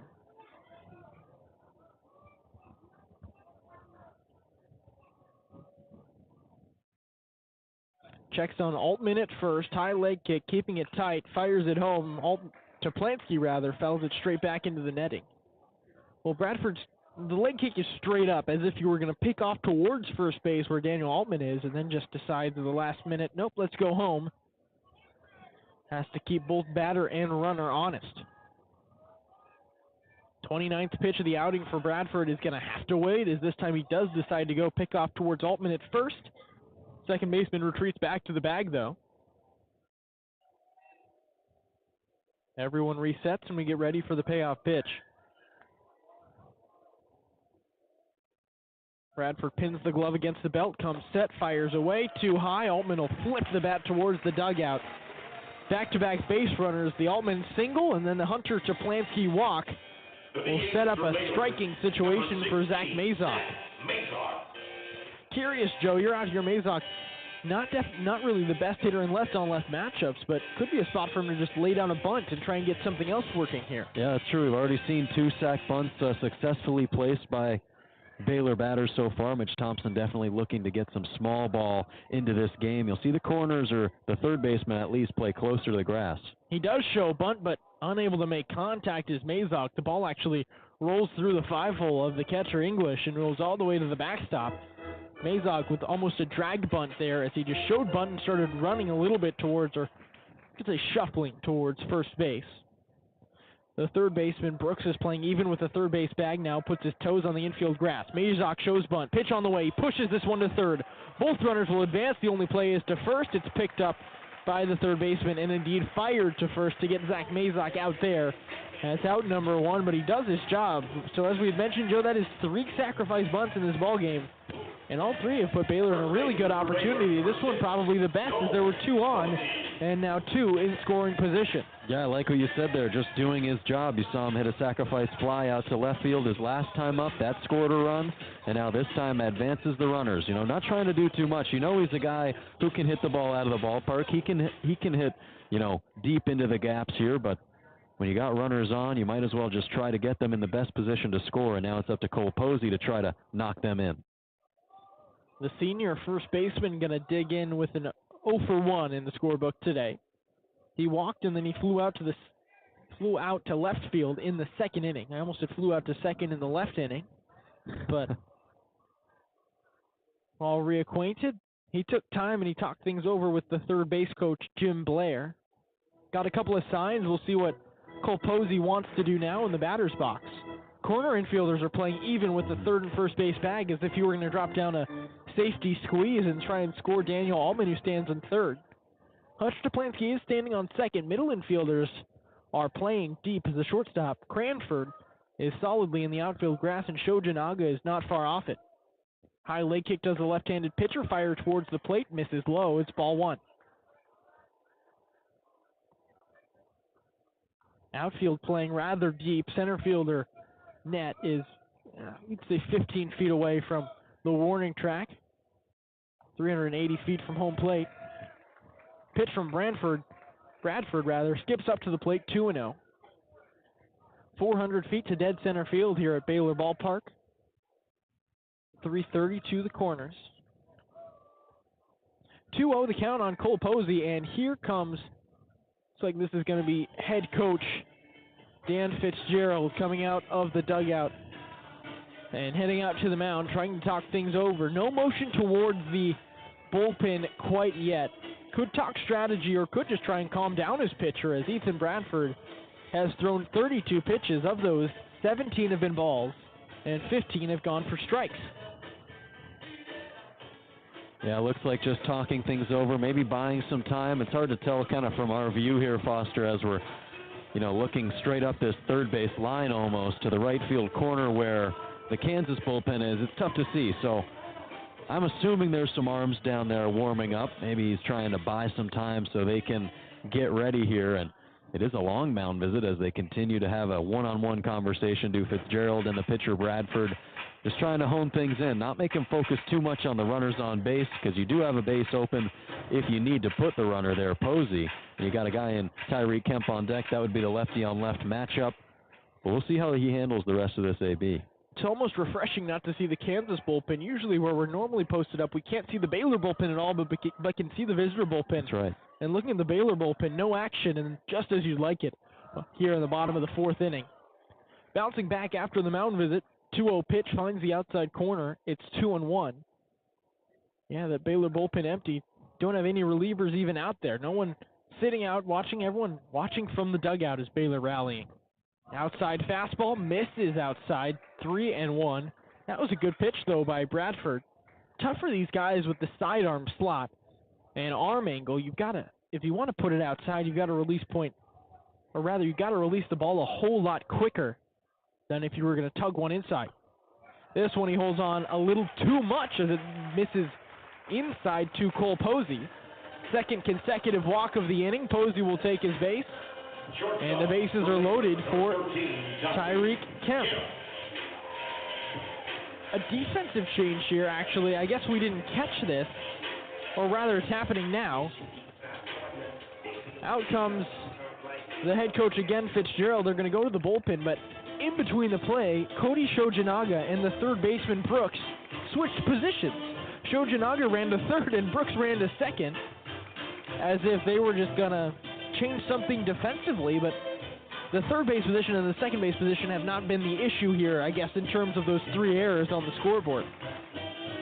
No, definitely not. I think maybe the throw from first is the one that really sticks out, because that one really got away into shallow left field. A couple of runs came in to score, and then you had the Cole Posey rundown at third where he's able to come in and score there. They've had 3 errors in the game, and these are 2 teams in the Big 12 who are not, in the top of the conference in fielding percentage and in, keeping errors off the board. And it's a Kansas team who maybe is a little bit rusty because they didn't have a midweek this week. It got canceled due to inclement weather in Nebraska. They were supposed to play at Omaha, and so they haven't played since last Sunday against University of Pacific, as you mentioned earlier.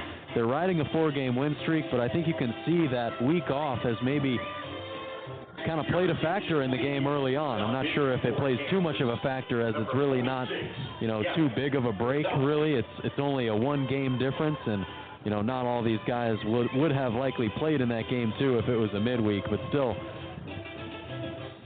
the fielding has just not been good, and you've seen Baylor take advantage of it. I was thinking earlier, we saw what bad fielding and mistakes in the field can do to your team when you're playing against a team that's really good. We watched that all throughout last year, Foster, when this Baylor team would make mistakes, and then other teams would blow up and get 6-run innings, 10-run innings against them, even 15 one time. And so I think you're just seeing them kind of progress as a team and do more of that to teams that make mistakes against them, and that's just got to be really good to see if you're Mitch Thompson. Well, Baylor is certainly, foot on the throat and looking good to find that 500 record that's been ever so evasive throughout the Mitch Thompson era. But Baylor baseball certainly finding its footing. And a familiar name on the mound, but not someone who's played for Baylor. His name is Gavin Brzozowski. This is a Gavin Brzozowski, the left-handed reliever, not the Gavin Brzozowski that is the left fielder for Baylor, who is currently on the shelf with a season-ending injury he suffered in the first weekend of the season, someone who's going to be an impact player. So 2 separate people with the exact same name, spelled differently. The last name here for the left-handed pitcher is Brasossky, while Brzozowski has a Z in it for Gavin Brzozowski of Baylor. But Gavin Brzozowski of Kansas, let's get you the file on him. A 6-foot junior left-handed pitcher weighing in at 195. Enters the ball game with an ERA at 6.75, a 1-1 record in 20 innings pitched. He's given up 15 earned runs, 26 hits, 6 walks, while striking out 14 batters. Given up a couple of home runs, a couple of triples, and 4 doubles on the season as the left-handed reliever from Lawrence, Kansas. Bases are juiced here in the bottom of the 4th inning. It's a 7-0 ball game in favor of the Bears. Tyreek Kemp going to dig in for Baylor and watch the first pitch of the outing for Brzozowski. Missed outside, ball 1. Bears yet to play one here in this inning, but certainly threatening to do so. Tyreek Kemp crowds the plate, lifts the leg, swings and misses at a high fastball. It's 1-1. Just going near that chest-high area with the fastball, looking to zone in the top half of the strike zone. Tyreek Kemp did find his first home run as a Baylor Bear last weekend against BYU in the series finale that the Bears etched out 18-17. Breaking ball misses outside. It's 2-1. Crazy game there, Joe. Of course, Baylor on top 18-5 and gets as close to 18-17. Baylor does indeed, though, close that one out. So both of these teams swept BYU in Provo. High leg kick, pitch to the plate, pop up, third base side, foul territory. Giving it a chase is Brooks, but he will watch it find the netting and skip away. So it is Brooks out there at third. Shojinaga has returned to second, so that weird one-pitch change is auto-corrected. Middle infielders playing with their heels on the outfield grass. Corner At least Brooks at third is playing even with the base path. First baseman Hartle is a foot away from the outfield grass, so playing deeper there. 2-2 count, left on left matchup. Pitch on the way, bounces up to the plate. Tariq Kemp scooting forward, scooting back. A shuffle of sorts as he watches the count full. Yeah, he likes to see it all the way in, and seeing it is something that he's done really, really well these past few games. He went 8 for 13 at BYU this past weekend, and now has an opportunity to put the Bears up big. High leg kick, pitch at home, inside corner, strike three, and Kemp can't believe it. Tosses his head back in disgust and walks back to the dugout. He thought he had ball four. Mitch Thompson, a couple of claps in the dugout. That's a tough pitch to swing at, but also a tough pitch to walk, I guess, to watch. It's not a win-win situation by any means. And here is the substitution. Brooks is heading to second. Shojinaga is heading to third, with Cortland Castle coming in, the right-handed bat. And catcher with two down, the base is still juiced. I guess the question here would be, they trust Shojinaga as the best defensive player when with pull hitters up. They want him on that pull side. High and outside, the first pitch to Cortland Castle, ball one. I don't know if I've ever seen that between batters. I think you maybe see a little bit of that between innings, and especially in Little League, just trying to test players out. But at the college level, you don't really see players change positions mid-inning. Another pitch misses outside, ball two. I mean, unless you've got a two-way player who's going to come out of center field and pitch or something like that, but nothing of the sort. Just Shojinaga and Brooks trading off as if second and third were platoon positions. Brzezowski, high leg kick, throw it home. Castle fires the pitch straight back into the netting. It'll be 2-1.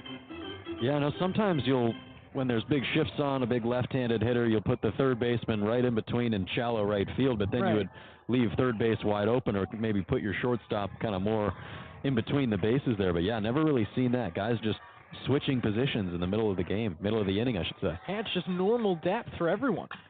Pitch to Castle, sends it to right field, toes the line, fair ball. Extra bases for Castle. He heads to second, 2 runs across, waving home. Another runner. Cole Posey scores standing as the throw is not in time. A bases clearing double for Cortland Castle puts Baylor on top, 10-0.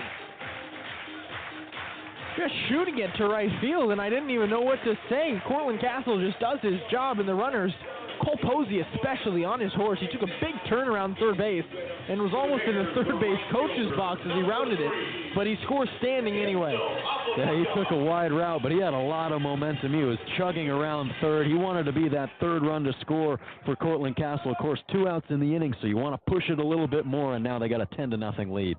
Enzo Apodaca looking to keep it rolling, his 4th plate appearance in as many frames. Pitch misses, or rather the breaking ball finds the outside corner. Gavin Brzezowski hits the outside corner, 0-1. Second at bat against a left-handed pitcher for Enzo Apodaca, and his first at bat against a lefty, that was Bradford. He grounded out to shortstop. He'll pop this one foul behind home plate. Catcher English lost his mask, but watches it hit off the netting. No play, 0-2.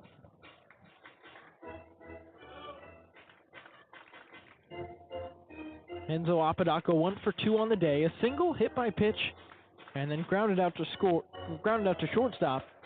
He has scored 1 run in this ball game. Also, he scored 2 runs in the ball game, one of which win is unearned due to an error. But he has scored a couple. Pitch on the way. Apodaca lifts his hands as that one's too far inside. 2-2. What would you call this one, Joe? A full house, I guess. You've got a 2-2 count, 2 outs, with number 3 at the plate.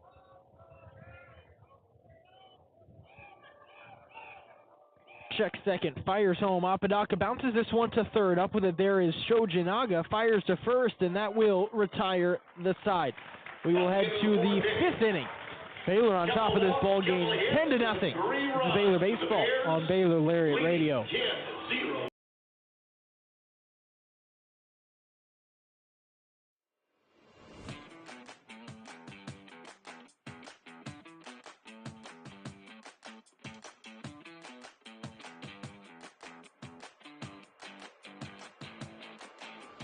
Hey Bears!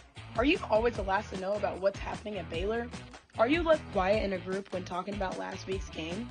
Well, you haven't gotten your morning buzz yet. Did you know you can get your dose of current Baylor news every Tuesday through Friday straight to your inbox? The Baylor Lariat Morning Buzz e-newsletter provides you with breaking Baylor stories, local events, and in-depth sports coverage daily. You can be in the know on all things Baylor. If you aren't already buzzing, go to BaylorLariat.com. That's BaylorLariat.com and click the subscribe now to get your morning buzz from the Baylor Lariat. News for the students, by the students. We'll see you in your inbox.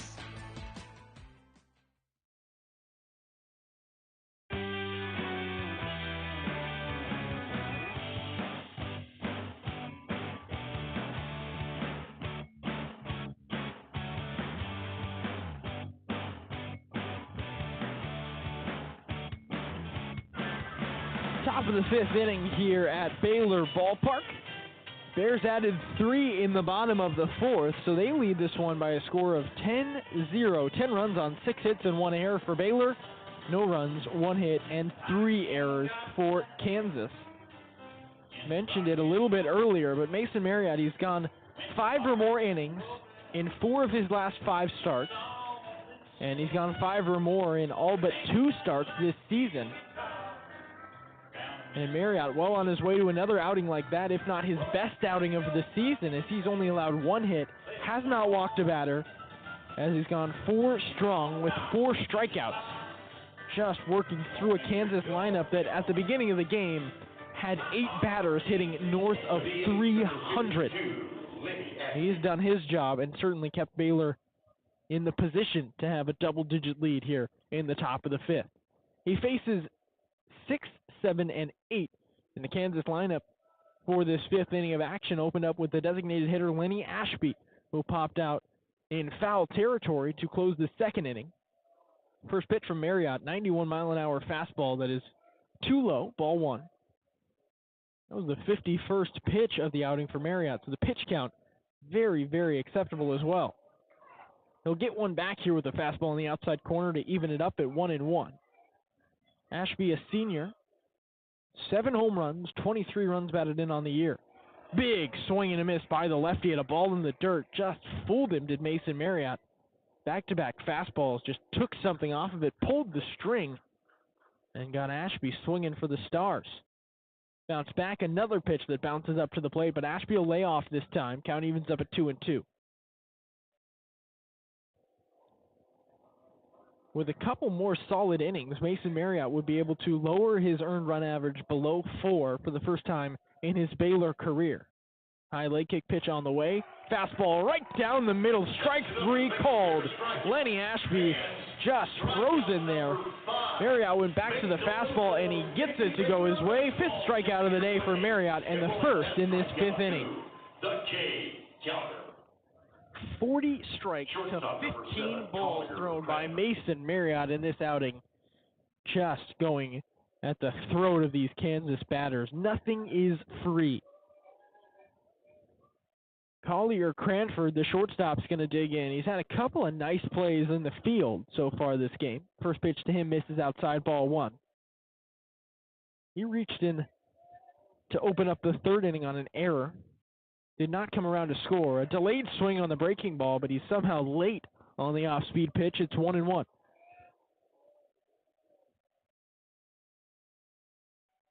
Average positioning for the Bears. Middle infielders, toes on the grass.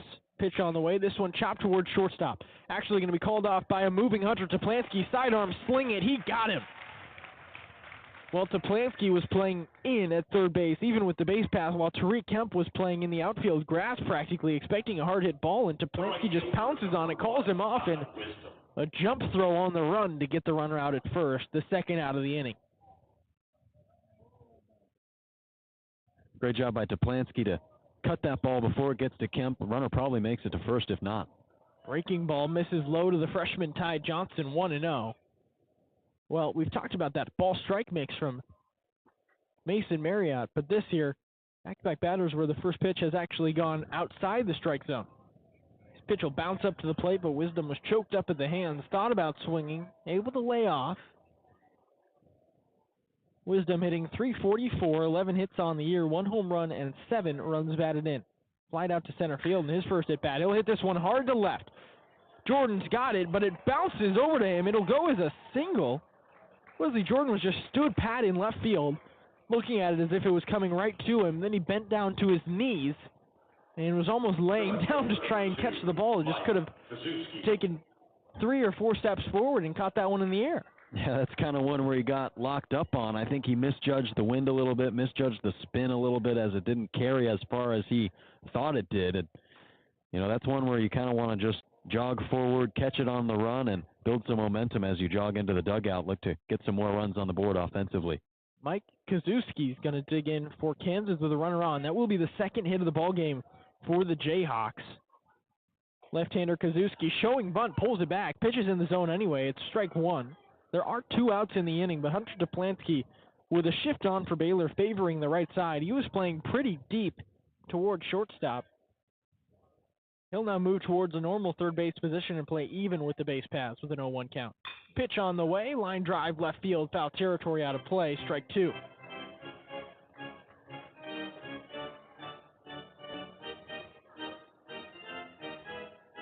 The last thing you want to do is what Wesley Jordan did and get into practically a catcher crouch in left field and try and watch that one from your knees and from that crouch. He just couldn't do it. Goes against Marriott, but he's bounced back well here. 0-2 pitch, foul ball again. So Kazuski's not going to make it easy, but Marriott is certainly watching the strike zone come in. Had to giggle a little bit as the foul ball hit off the awning and then near the cheerleaders and Marigold, the mascots out here for Baylor today, and that one just bounced right next to her. Luckily, no one got hit. 0-2 pitch once more. Breaking ball drops below the zone, but Cortland Castle encouraging Mason Marriott. He really wanted to swing and miss at that one. A nasty changeup that just dropped off the table.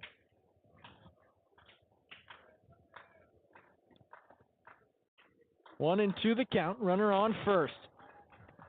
2 outs here. Knuckles from Bruiser. Line drive left field. That'll get down for a single. Scooping it up is Wesley Jordan. It'll be the second hit of the inning. As we look at it, Kansas had just 1 hit coming into this inning. They've surpassed that here. 3rd hit of the ball game. 10-0 still the score in favor of the Bears, but Kansas, their first threat since that 3rd inning from the error in the single that had runners on first and third with 1 out. Lineup card turns over. Senior center fielder John Nett will dig in. Fresh count. Mason Marriott looked to regroup. Center fielder 1 for 2. Fly out to center field and a single to left. That single came in the 3rd. It was the first hit of the ball game for the Jayhawks. First pitch by Marriott. Changeup low and outside. Ball 1. Nice pitch as Marriott continues to go back to that breaking ball that earned so many swings and misses in the first 2 frames. Check second, fire home, outside corner, that is strike 1. Hitting the gun at 94 is Mason Marriott. No velocity has been lost since that first inning. The righty looks fresh, check second base, short lead there for Wisdom. Pins the glove against the belt, fires home, skips it up to the plate, ball 2. Marriott came into this inning with 50 pitches under his belt. He'll now fire his 20th of the inning, as the pitch count hits 70, as this one will be released from the hand. 2-1 count. Pitch on the way. High and away, ball 3.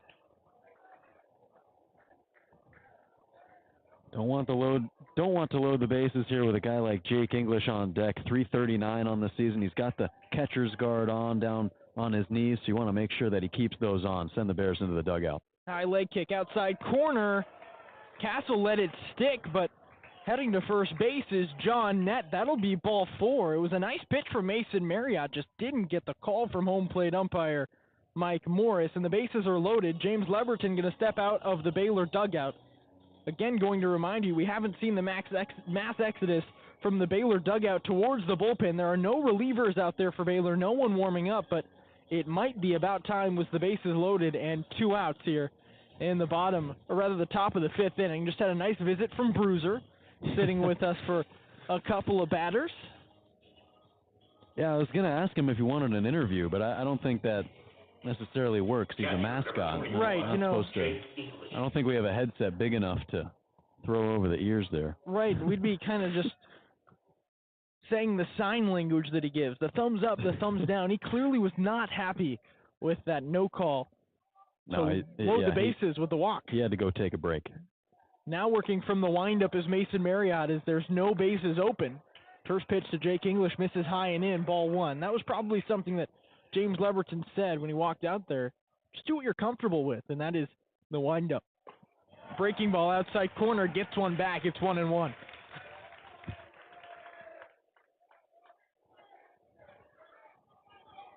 Pretty big lead at each base for each respective Jayhawk. Fastball from Marriott, strike two. Trying to evade the jam. This is the loudest we've heard the Baylor faithful in the top half of the frames. You know, they get loud when the Bears are scoring runs. Fastball, swing and a miss. Marriott pumps his fist. And the Bears at the bottom of the fifth, holding on to the 10-0 advantage and keeping the bases loaded. No runs on 2 hits and a couple of errors. Handed off to Joe Pratt for the play-by-play after this. This is Baylor Baseball on Baylor Lariat Radio.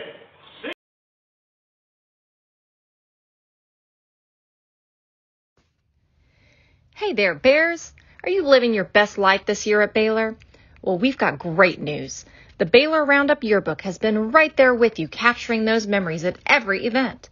So don't forget to buy your 2022-23 Baylor Roundup Yearbook today and share your memories with friends and family for generations to come. But wait, did you already graduate? Don't worry, we've got you covered. We have yearbooks dating all the way back to 1896. So visit our website today at www.baylor.edu/roundup and order your copy. That's www.baylor.edu/ROUNDUP. Have a great year, Bears, and sick 'em.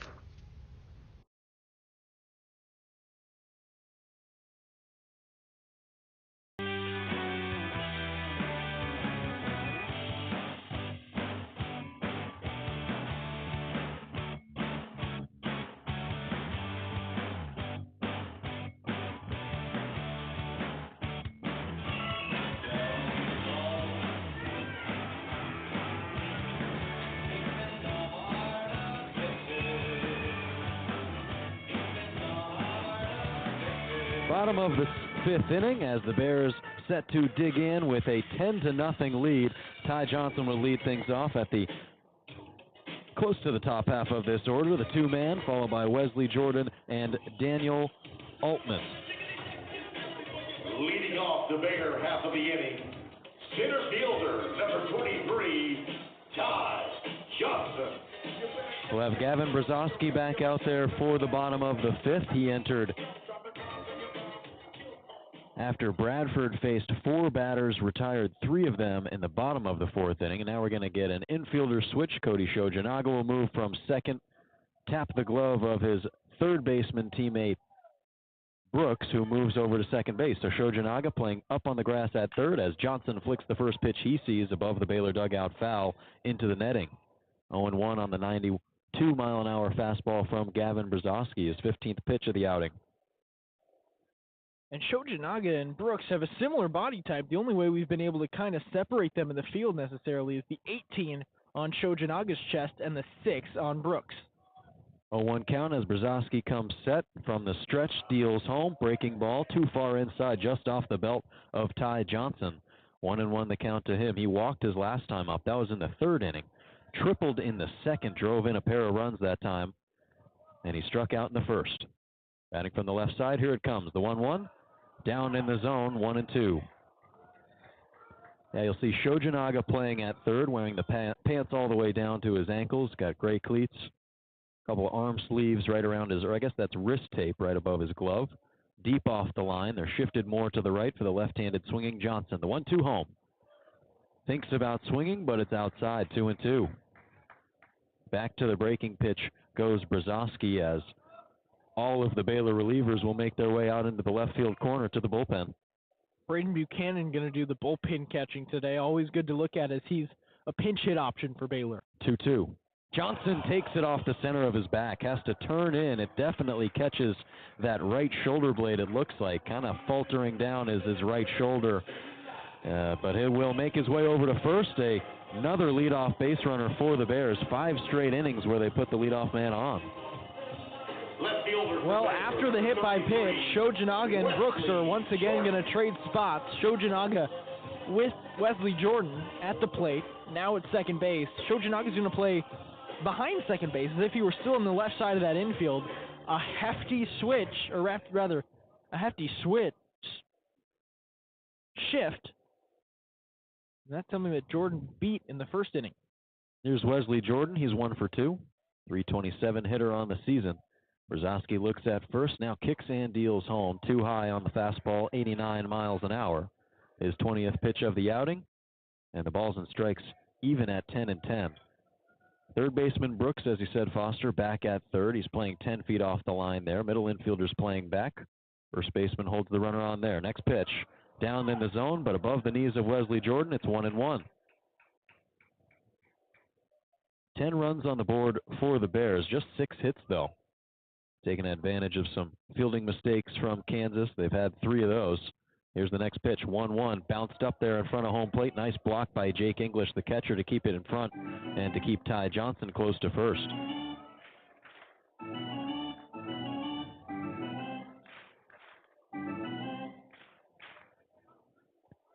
Pitcher Gavin Brzezowski, a guy who transferred from Tennessee last season, spent his freshman campaign there. Appeared in 5 games, just 4 1/3 innings pitched. 2-1 pitch. And Jordan takes upstairs, 3-1. Gave up just 2 hits, no earned runs for the Volunteers. And then moved on to Kansas, where he played last year, 44 innings pitched across 23 total games, 21 of those being relief appearances. 3-1. Jordan takes low and inside, ball 4. Back-to-back base runners to lead off the bottom of the 5th inning for the Bears. It brings up Daniel Altman. Second baseman for the Bears, number 5, Daniel Altman. Well, don't look now, folks, but we'll mention again, Shojinaga and Brooks are taking the trade. Shojinaga moves to third, Brooks moves to second. And as of now, Shojinaga's got his toes maybe an inch away from the infield grass as someone who could see a drag bunt from Daniel Altman with 2 on. Baylor has bunted 3 times in this ballgame already. At the third baseman playing close and on the grass at third. And the first pitch is tipped into the glove of the catcher, Jake English, behind the plate. The pitch was upstairs at 91 from Brzezowski. Altman was chasing, and he's down 0-1. Runners are on first and second as Brzezowski looks at second. Now he kicks and deals home. A breaking pitch that's high and outside, 1-1. So you're right, Shojinaga playing over at third. He's playing even with the bag. And then they're shifted to the right side. Hugging the line is the first baseman, Ben Hartle. 1-1. Altman tags this one and sends it straight back towards Getterman Stadium, where the softball team currently plays against UCF. Unsure if that game's concluded, though. Looks like Foster's on it. Have that final score to you in just a second. Lights are on here at the Baylor Ballpark. Kansas wearing their road gray uniforms. Baylor in their home Friday night whites. 1-2 pitch from Brzezowski comes set, looks at second. Now he moves home. Line shot back up the middle into the glove of Cranford at short. Flip to second for 1. Relayed to first by the third baseman Brooks for out number 2 to complete that double play. So as mentioned, Brooks, the starting third baseman today, shifted to second there, doing that switch with Cody Shojinaga, and they complete their first double play of the ballgame. Well, isn't Wesley Jordan the nicest guy you've ever seen on the base paths? He was running between first and second, and by the time the ball was there at second base and Jordan knew he was out, he just started tailing it towards center field, got out of the base path and ran into the outfield as to not obstruct the throw from the second baseman towards first. Here's Hunter Toplansky. Ty Johnson shuffling his feet down the third base line. First pitch. Breaking ball in there for strike 1. Right-handed swinging Hunter Toplansky. Switch hitter batting from the right side for the second time today. He walked his first time up. As requested, your Baylor softball update. It'll be the top of the 7th. Bears on top 2-1 as they need just 3 more outs, and Aaliyah Binford looking to close out a complete game. Big cut on the 0-1 pitch, and Toplansky's back to 0-2. Yeah, just 2 hits given up by Aaliyah Binford so far. One of which was a solo home run, but Baylor still on top 2-1. Did score 1 in the bottom of the 6th. 0-2, laced out to deep left field, going back on it. Kazuski looking up, it's over his head, off the base of the wall. Johnson scores easily from third. Toplansky coasts into second. A 2-out RBI double for Hunter Toplansky, and the Bears make it an 11-0 lead.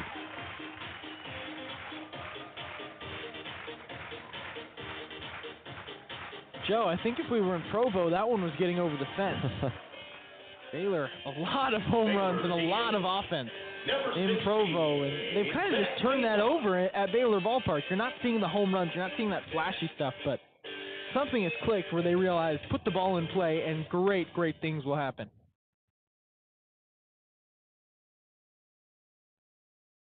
Kansas has already played at BYU this year. They pulled off a sweep. Zach Mazok is the batter, taken low and outside, ball 1. Your last softball update, Shaylin Govan hit a solo home run in the bottom of the 6th to put Baylor on top by 1. So that is why they're on top 2-1. 1-0, Mazok looks at one that's too far outside. 2 balls, no strikes. That'd be a big opening weekend win for the softball team, in much need of putting together a good conference series against a really solid UCF team, as you were talking about earlier. 2-0 is on the way to Mazok. Brzozowski deals. Line shot down the left field line, but just foul. A chopper past Cody Shojanaga, who plays at third. Toplansky will have to go back to second. It's 2-1. I will mention, Baylor was on top 18-5 again against BYU in the 5th inning, and they started to put in defensive replacements, getting comfortable up by 13 runs. It ended up being a 1-run ball game, so don't expect that today. 2-1. Mazok ahead of this one, rolls it towards first, too far out of play. About 3 feet to the right side of the right field line, picked up by Ben Hartle at first. But it turns into a 2-2 count on the foul ball. Breaking pitch that was low and inside, so nice job by Mazok to stay back enough to stroke it foul. Toplansky takes his lead at second. Middle infielders playing deep. First baseman Hartle playing close to the line. Shojanaga, normal depth third. Brzozowski set the 2-2. Taken low and inside. Looked like it may have hit Mazok, and it did, says the home plate umpire. He's calling time. Toplansky moves up to third, but he's going to have to go back, as now the home plate umpire is ruling Mazok out. Some sort of interference. Mitch Thompson is out of the Baylor dugout looking for an explanation. Baylor faithful is not happy with this call. Foster, I just don't know what that call was. It looked like it clearly hit his front leg or potentially grazed it, but not something that you necessarily need to argue in an 11-0 game. Right, well, I think they were saying that Zach Mazok was crowding the plate too much, as if he had his foot stomped on home when the ball was in the zone and just nailed him. Mason Marriott's going to jog back out of the dugout and just get ready to go and warm up. Mitch Thompson's still in a heated debate with the home plate umpire. There's no one on the field. The Kansas defense has left. Mason Marriott now coming on. The inning is over. They're going to say that Mazok did interfere, was too close to home, and leaned into the pitch, which is not necessarily ruling him out, but there were 2 strikes in the count already, which is then a punch-out. So we'll take a quick break. Mason Marriott is back out onto the mound. The Bears have an 11-0 lead as we go into the top of the 6th. You're listening to Baylor Baseball on Baylor Lariat Radio.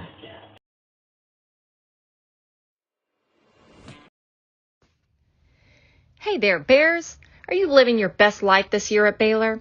Well, we've got great news.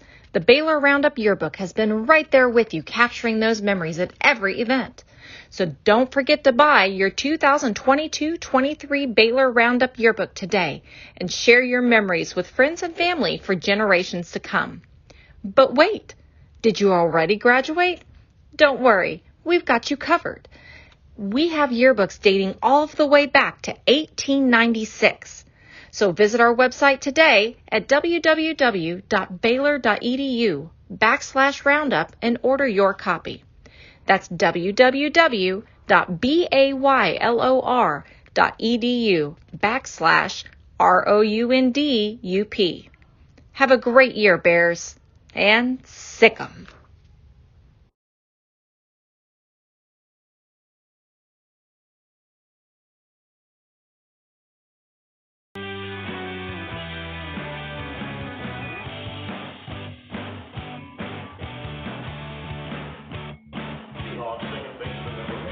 top of the 6th inning. Mason Marriott will kick off his 6th inning of work with the 76th pitch of his outing. It's to the 3rd man in the lineup, Cody Shojinaga, who takes low and outside for strike 1 at 92. Hunter Toplansky will play close to the line at 3rd. Rest of the infield playing back and at normal depth. 0-1 to Shojinaga. Shot hard on the ground towards first, underneath the glove of Posey. Tried to forehand scoop it, but it creeps underneath the lace of that big first baseman's glove into right field. A leadoff base knock for Cody Shojinaga, and he reaches for the first time today. Looks like they're going to actually rule that an error on Posey. A ground ball he probably should have scooped up. And that's what you lose when you go to a non-traditional first baseman like Posey. Maybe you've got Mason Greer or Will Pendergast out there. That is an easy ground out, but a different angle for a guy who's played a lot of second base and outfield to be standing at first base and expecting a hard-hit ground ball like that. Here's Michael Brooks. He's 0 for 2. Batting from the right side, takes a bending breaking ball that falls at the knees at 77 from Marriott for strike 1. That's not one that we really seen so much today from Marriott. Typically that off-speeder being thrown in around 83, 84. Goes down to 77 there. Here's the 0-1. Back to the breaking pitch up to 84, 0-2. Yeah, so he'll work that changeup in there. Obviously gets a lot of swing and misses low in the zone. But when you're throwing maybe one curveball every 2 or 3 batters, that is a really, really nice pitch, especially because they just don't expect it. Here's the 0-1. In on the hands, ties up Michael Brooks. Little shot over into the foul area, and Cole Posey has it for out number 1.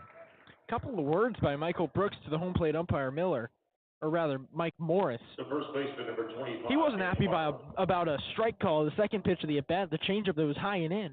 Didn't like that. A couple of words after just nubbing one towards Cole Posey. Seems like the home plate umpire has gotten on the bad side of both the Jayhawks and the Bears. Yeah, just some frustration boiling over for Kansas as the 3rd right-handed bat in this top of the lineup digs in. Taken low and inside, strike 1. It's Ben Hartle. He's 0 for 2 with a fly out to center field and has also been a strikeout victim of Mason Marriott. Marriott comes set from the stretch, deals home, up and inside on that changeup, and it's 1-1. I'm just going to throw this out there because it is so hard to do. Mason Marriott, more strikeouts than hits given up this year. He's just been a different pitcher this season and clearly working well. 1-1, low and outside, ball 2, good eye from Ben Hartle. Knew he wanted to swing at that one, but he holds off. He's hitting .329 on the season. Spent last year at Kansas, really strong finish to the season, hit .387 in his last 23 games, and has continued that into this year. Next pitch, low and outside. This time it's called a strike 2. Looked like a similar spot to the pitch that he just saw a second ago, and he'll ask for some analysis from the home plate umpire. Does Ben Hartle. He digs back in with a 2-2 count. Mason Marriott comes set with the glove above that green belt. Deals home. Breaking pitch barely tipped off to the end of the bat of Hartle. He stays alive.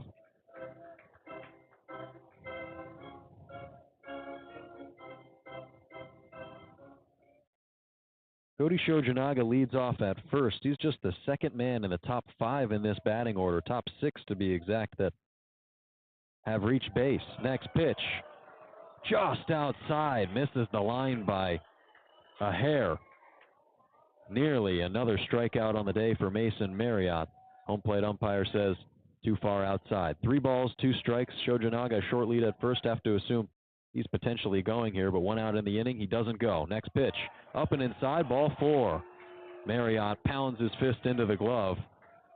And with 1 out, they'll have runners on first and second, the Jayhawks.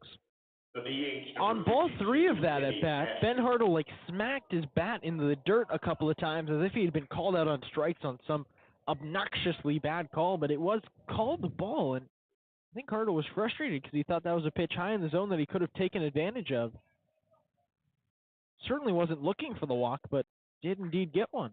Marriott set, looking at second. High leg kick. He deals home. Fastball up and away.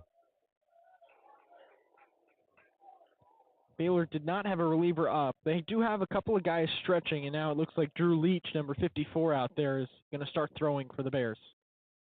Marriott's 1-0. Up and away to Ashby. 2 balls, no strikes. Yeah, you wonder if Marriott will be able to complete this inning. He's up to 89 pitches. The 90th is upcoming, and now Cortland Castle will step out to the mound, so we'll see if he's trying to buy some time here. As it looks like Ethan Calder is out there, too, in left field. Yeah, a couple of pitchers sat out for pregame warm-ups. Saw a couple of guys throwing, and you see some guys in the drills and some guys who are just catching. The guys who are usually in the drills will get some action today. And Drew Leach, Ethan Calder, and Will Glatch, a guy who's been out for most of the year, are all available relievers for Baylor tonight. Of course, the midweek game, Baylor used 6 pitchers and won that one 3-1. Ethan Calder threw 2 innings in that, got a win. Kobe Andrade got his second save of the year. If I told, Joe, this team only has 4 saves on the season, 2 from Ethan Calder and 2 from Kobe Andrade, but the bullpen has been excellent, and that's mostly the bats who have put them in positions where you don't need a save to win. The mound visit concludes. 2-0 pitch, up and outside. Ashby checks his swing. They'll look at third to make sure he did not go, and he didn't. 3 balls, no strikes. Yeah, Marriott, just a guy who has put the bullpen also in a good position to go and win games, too. He got his second win of the season last weekend. 3-0. Fastball right down the middle, strike 1. At the end of the day, this is already a quality start for Mason Marriott. Even if he were to give up, I don't want to speak it into existence, but 3 runs right now, it would still be a quality start as it is dealt through 5 1/3. Next pitch, just barely low and inside. Ashby flips the bat towards the dugout, and they'll load the bases for a second straight inning do the Jayhawks on Mason Marriott, and with 1 out, here comes Collier Cranford. Well, you have to question if maybe the error at first base from Cole Posey got in Mason Marriott's head, but again, we had mentioned the ball was hit hard enough that it could have been a base hit. Now he's walked 2 consecutive batters, and no favors, as we've said. This is a very, very strong Kansas lineup. Bases are juiced. Here's Cranford, taken low and outside, backhanded by Cortland Castle in the left-handed batter's box. Nice job by him to keep it in front. Otherwise, that likely scores Shojanaga, who stands at third. Ben Hartle takes a lead at second. Lenny Ashby is at first. And the infield's playing straight up with 1 gone to Cranford. Next pitch. Checks his swing on the breaking ball, but he went around about 70%. It's 1-1. The trifecta of runners on base. You put their base running stats together. They've scored 69 runs and attempted just one stolen base, and did do that successfully, but not a whole lot of speed on the pass. 1-1. Taken up and inside. 78 on the gun from Marriott. 2 balls, 1 strike. Anytime you can score 69 runs with your 4, 5, and 6 hitters, I think you're in a good spot as Kansas has been this year. Cranford flicks it straight back into the backstop and stays alive at 2-2. That was the 96th pitch on the outing from Mason Marriott. Collier Cranford was the first Jayhawk to reach in this game, reached on an error back in the top of the 3rd inning. He led off the frame by reaching, but he's riding a 5-game hit streak, 10 for 20 in that span. 2-2. Fouled straight back into the net. He stays alive once more. That was 93 on the gun from Marriott. So we saw him up to 96 earlier today, but the 97th pitch of the game still at 93. Gotta like what you're seeing if you're Mitch Thompson. Still giving it his all, like you had said, Joe. 98th is upcoming. Baylor faithful trying to cheer him on. 2-2. Ticked straight back again. Cranford put together a really good at-bat here, making Marriott work. Nearing that 100-pitch mark. Cranford hasn't done a lot today at the plate when you consider he's reached on an error and he's grounded to third. That was a 1-pitch at bat in the 5th inning that was a ground out, but now clearly working this count a lot. Hot shot to deep right center field, going back on an Apodaca. That falls into the alleyway. Cuts it off before it gets to the wall. 1 run will score. Another one comes in from second. The next one will hold up at third as the ball is relayed in towards Daniel Altman. It's a 2 RBI double for Collier Cranford. And the Kansas Jayhawks make it an 11-2 ball game with 1 gone here in the top of the 6th frame. It's like Mitch Thompson. He's got his hands in his pockets, but isn't out of the dugout yet. Now he is. Right fielder number 1, Ty It'll be. Wisdom. You'll see a couple of lefties here at the bottom of the lineup in Wisdom and Kazuski. And then 5 consecutive righties from 1 through 5 in that Kansas dugout. But a standing ovation, and for great reason, for Mason Marriott. Everyone at Baylor Ballpark that is not wearing blue and or red is on their feet, clapping for Mason Marriott, who's still just talking things over with Mitch Thompson. He'll hand him the ball, and it is, as you had mentioned, Ethan Calder who's going to jog out of the bullpen and face these lefties. But you like what you've seen from Mason Marriott, obviously. Won't see him again until West Virginia next week. But if he can take him 2 runs over 5 1/3 against a ranked team like West Virginia next week, and this is a Kansas team that was receiving votes earlier this year, even in the polls, it's been a heck of a bounce back for Mason Marriott this year, Joe. And he is welcomed into the dugout by all of his teammates who have cheered him on all day today and received a standing ovation from the Baylor faithful who have really shown out tonight. They've been loud, they've been into it. Maybe it's just because we're sitting outside today, Foster, but it feels like the atmosphere at this ballpark has been a lot more lively than we've seen in games past this year. So that's really refreshing, and it's great to see Baylor fans showing up and cheering on a team that likely doesn't get as much recognition as, a lot of the other teams on this campus, so that's really good to see. But softball still playing over at Getterman Stadium. Have to assume that game concluded. It did. Aaliyah Binford worked a 1-2-3 top of the 7th, and the Bears a 2-1 victory across the way.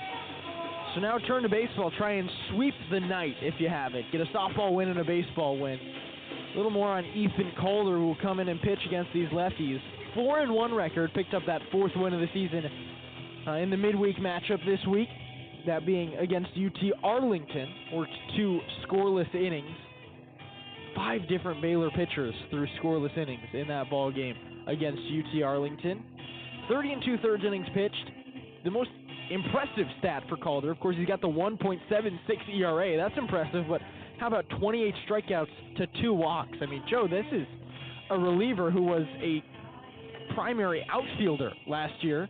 Clearly a two-way guy. He was recruited by Baylor to be two-way, but we saw him as a batter before we saw him as a pitcher last year.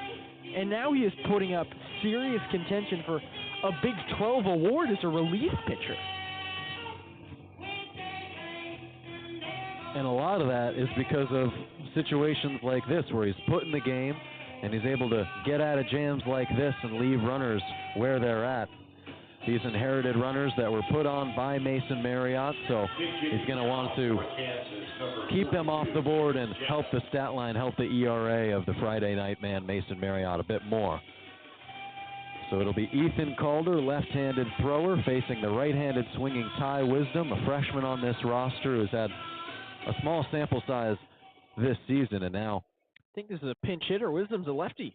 And it looks like it is going to be a pinch hitter. Sorry, reading the scoreboard up there on left. It's going to be Chase Jans from the right side. He takes low and outside for ball 1. Yeah, so Mitch Thompson always wanted to go for those matchups and try to match up the lefty on left, but now Dan Fitzgerald checking him here and putting a righty up there against the new pitcher. Rolled on the ground towards third. Duplansky is up with it in the hole. He guns to first, and in time to get the runner there as the runner from second moves up to third with nobody covering the bag there, and the run scoring easily to make it an 11-3 ball game. Yeah, Tariq Kemp at shortstop just missed his designation there. When Hunter Duplansky ranges in, he checked the runner back to second base. Did a great job doing that. He fired to first for the out, but Tariq Kemp, if he doesn't have the ball and Duplansky's basically at the shortstop position, you've got to rotate to third to prevent that, because Cole Posey could have thrown there and easily thrown out the runner if he wanted to go. Nice heads-up base running there by Collier Cranford. He stands just 90 feet away. Nobody on first and second. First pitch to Mike Kazuski, low and inside on the off-speeder. 79 from Calder. 1-0. So we have Hunter Duplansky playing even with the bag at third. Far off the line, though, past the cutout part of the grass. The next pitch is tipped off the end of the bat of Kazuski, and it's 1-1. Towards the on-deck circle of Baylor. The middle infielders playing back, outfielders playing normal depth. Flag in center field hasn't been in motion as much as it was earlier in this game, pretty much by its wayside with the lights on. Clear, dark skies overhead. Calder comes set. Here's the 1-1. Fastball above the letters. Kazuski ahead, but it's going to be a delayed called strike 2. Calder gets the call, and now he's ahead 1-2. Chance to get out of this inning while just allowing one additional run since he entered this game. The 6th pitch from Calder. Here it comes, the 1-2.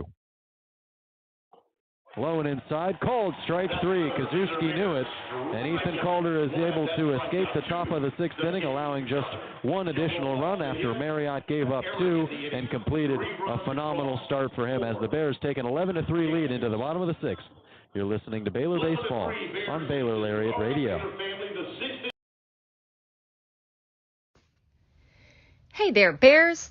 Are you living your best life this year at Baylor? Well, we've got great news.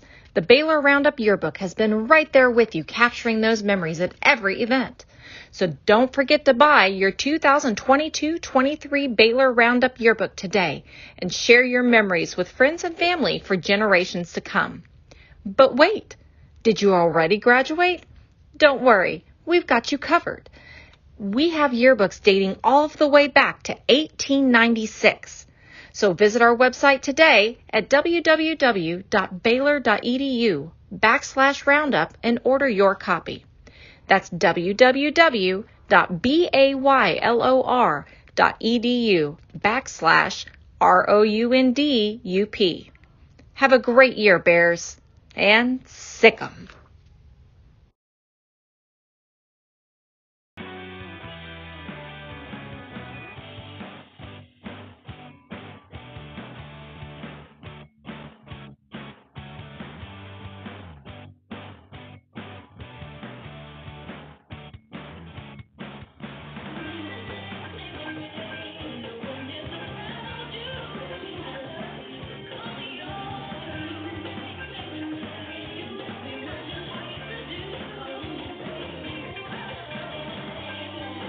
Bottom of the 6th inning, Bears lead it 11-3 over the Kansas Jayhawks. We'll have a new pitcher in for Kansas in this game. It's going to be J.D. Callahan, a senior right-handed pitcher, will be on to face the bottom half of this Baylor order. It's going to be Cole Posey, Tyree Kemp, and Cortland Castle, 7, 8, and 9.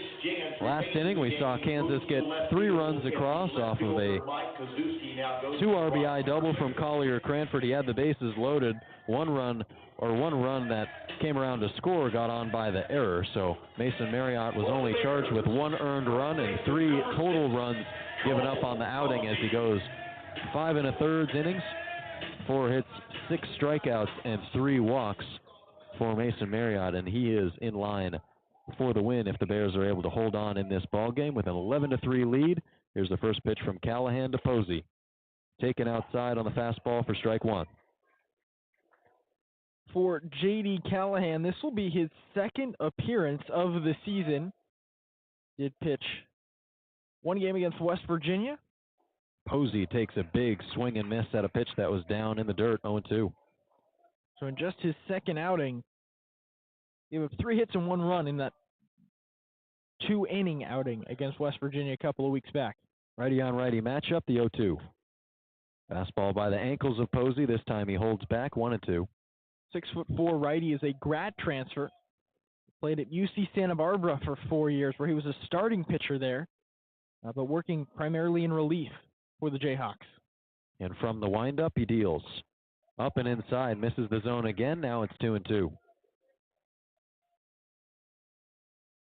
Regular third baseman Michael Brooks plays at normal depth third. Rest of the infield playing straight up, as is the outfield for J.D. Callahan, their new pitcher. Here he comes. Fastball, cut on and miss, strike 3. Posey goes down on strikes for the first time today and falls back to 0 for 2. Yeah, Posey was clenching his fists after that. He really wanted that pitch. He knew he wanted it.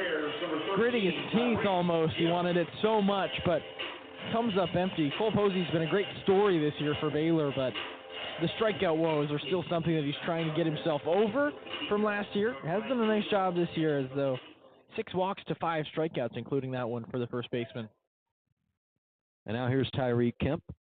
Big shift on the infield for him. Left-handed swinger. Takes down in the zone. Catches the box 0-1. 5th pitch from J.D. Callahan. You see the first baseman, Ben Hartle. He's playing close to the line. 5 feet off of it at first and deep at first. Shojanaga is now at third. Big swing and miss at a pitch that was in the dirt. Tyree Kemp was way ahead of that off-speeder. 83 from Callahan. It's 0-2. Kemp coming off back-to-back 3-hit games. He's 0 for 1 tonight, a sacrifice bunt and a walk. And now watches one bounce in front of home plate, 1-2. Yeah, Bears only scored 3 runs and had 7 hits against UT Arlington on Tuesday. Tariq Kemp knocked in 1, went 3 for 4. So his Baylor highs have come in back-to-back ball games with those 3 hits. So he is riding a hot streak. 1-2 pitch he awaits from the left side in the back of the box. Shoots this one on the ground through the right side of the infield for a base hit. Takes a big round around first and has himself a 1-out single. First hit of the day for Tariq Kemp. So he keeps that hit streak going up to 4 games now. Catcher for the Bears, Make it 5. Cortland Castle. Well, the guy digging in, Cortland Castle, he's had a great game. 2 for 2 with a single, a double, a run scored, and 4 runs batted in. From the right side, an upright batting stance. Watches an 81-mile-an-hour breaking pitch fall outside for ball 1. J.D. Callahan just working with 2 innings pitched on the season so far. He's working from the stretch now on the first base side of the rubber. Kicks and deals a hard fastball right down the pipe for strike 1, 1-1. Shojanaga moved back to second. They're pinching the bag there. He and the shortstop Collier Cranford playing with their heels in the outfield grass. First baseman holding Kemp on there. He's going to have to dive back into first as Callahan checks on him. Now Michael Brooks is back at third. He's playing short and close off to the line. Ethan Calder in the Baylor dugout using one of those muscle relaxers on the left arm. Next pitch, Castle sends a drive out to deep left field. Going back on it, Kajewski looking up. It's off the wall, right off the Baylor Bear Foundation sign. Kemp is held up at third. He pumps on the brakes and falls back onto the bag. A 1-out double for Cortland Castle, and the Bears put runners on second and third for the top of the lineup. It's great to look at the Baylor dugout from this angle, Joe, as I just picked up on another thing. Mitch Thompson was sitting on the bench with Cole Posey and kind of giving him some pointers. Obviously, just had the strikeout and was a little bit frustrated. We saw Posey get deep in his emotions last year, and it would kind of affect the way he played all year long. Thompson just pulling him aside, talking to him on the bench, trying to get his mentality right before he steps back out into the field. Of course, an error and a strikeout from the top to bottom of the inning, and not necessarily the way you want to remember your opening series game. Kansas will bring the infield in. Everyone playing up at their position. Apodaca takes a first pitch fastball on the outer half for strike 1. The runners are on second and third. Cortland Castle is at second. Tariq Kemp takes his lead at third. Cody Shojanaga is still the third baseman, playing up with his toes on the grass. As Apodaca sends a high flare out towards Getterman Stadium, it'll creep out of play on the left side. 0-2. So Callahan hasn't had an issue getting ahead of these batters. They've just been able to battle back. And we'll see if the guy who is probably the best in this Baylor order at doing that can do it right here. Runners on second and third, the 0-2 upcoming. Fastball roped down into the right field corner. Creeping back into the wall, it is fair and off the wall. 1 run will score. Cortland Castle is on the heels of Kemp, and that's 2 more for the Bears, an RBI double for Enzo Apodaca. Well, keep it rolling, and just sitting on the edge of the seat, seeing Apodaca keep that one fair. He's probably 5 feet away from sending one out of the ballpark on a bad night for hitters, especially when you think of the air quality. It's thick air. It just feels very, very musty outside. You know, the ball's going to hang up in the air, and Apodaca not letting that bother him, just going for line drives instead of pop-ups, and he still sent that one off the wall. Just hard contact. I question why he'd play the infield in, especially with Enzo Apodaca at the plate. Now they move him back here for Ty Johnson. Takes low and inside, 82 miles an hour. 1 ball, no strikes. J.D. Callahan up to 14 pitches this inning. He's recorded just 1 out. Cody Shojanaga stays at third. Going to want to stay there because of the bunt threat by Ty Johnson, but everybody else shifted to the right. Next pitch misses up and away. 2 balls, no strikes to Johnson. 1 for 2 today. His last 2 at-bats, though, just going down as plate appearances. Was hit by the pitch and walked. J.D. Callahan comes set. Tall right-hander deals. Skied on the infield by Johnson. Creeping into foul ground is Shojanaga. A twisting pop-up as he makes his way to the railing of the Baylor dugout. Reaches up and brings it down. Just about 4 feet in fair ground. And so luckily for Kansas, they're able to make a play on it, pick up the second out of this inning. So if Cody Shojinaga catches that one while playing third base, is it a P5 or a P4? I put P5 because he was playing third, but yeah, that if you were watching from home or trying to read the stats from home, that would be so confusing. Apodaca's at second, takes a big lead there. Wesley Jordan takes low and outside, 1-0.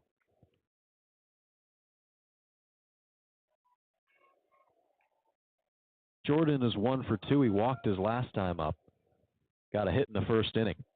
Next pitch takes a big cut at that 82-mile-an-hour breaking ball, 1-1. Yeah, so Michael Brooks is now back at third. I think, if I'm not mistaken, they just switch whenever it's a right-handed bat compared to a left-handed bat. Could be wrong, though. 1-0. Jordan gets underneath this one on a big swing. Kajewski has a play on it. The lazy fly into left field, creeps his way over towards the line and brings it down in shallow left. So Wesley Jordan makes the third out of the bottom of the sixth inning. Bears get 2 more and an RBI double from Enzo Apodaca and have a 10-run lead as we go into the top of the 7th frame on Baylor Lariat Radio.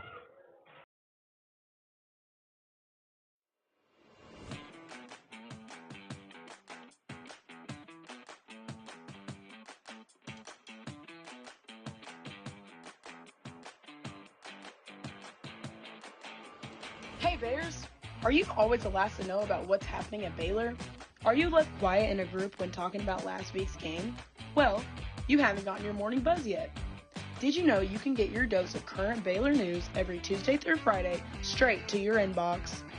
The Baylor Lariat Morning Buzz e-newsletter provides you with breaking Baylor stories, local events, and in-depth sports coverage daily. You can be in the know on all things Baylor. If you aren't already buzzing, go to BaylorLariat.com. That's BaylorLariat.com and click the subscribe now to get your morning buzz from the Baylor Lariat. News for the students, by the students. We'll see you in your inbox.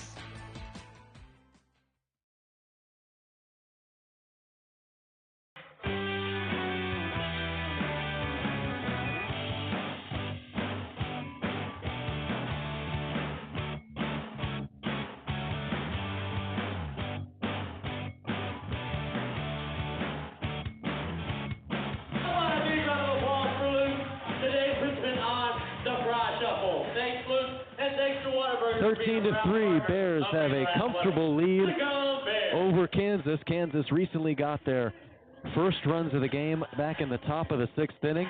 Baylor responded, though, with a pair of their own in the bottom of the 6th to keep inching forward and keeping that lead wide between them and the Jayhawks. 13-3, Bears have 10 hits, just 4 hits on the side of Kansas. Ethan Calder will return to the mound for another inning of work. He came in to relieve Mason Marriott an inning ago, was able to get 2 quick outs and get out of that frame. First pitch to John Nett, the leadoff batter, takes outside on the fastball, for ball 1. Final line for Mason Marriott. He went 5 1/3, gave up 4 hits, 3 runs, just 1 of which was earned, and struck out 6. 1-0 pitch taken up and away. Nett is ahead 2-0.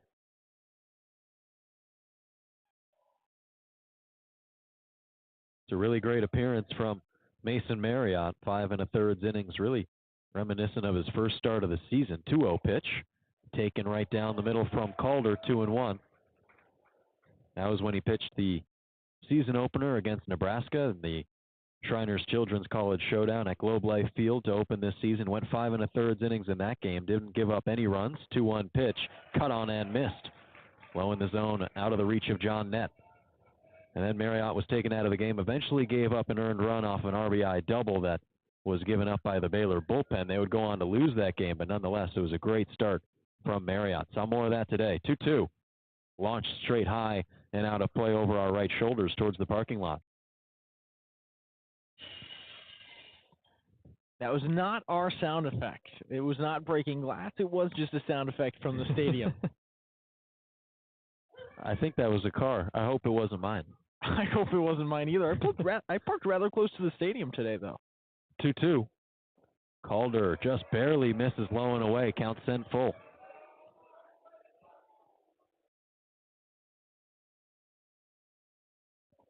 Infielders are playing straight up. The lights are on here at the Baylor Ballpark. Fans have stayed strong throughout. You'd think, maybe they'd accept this as an easy win and head to the exits, but they want to keep watching their guys go. Next pitch is fouled off the front leg of John Nett.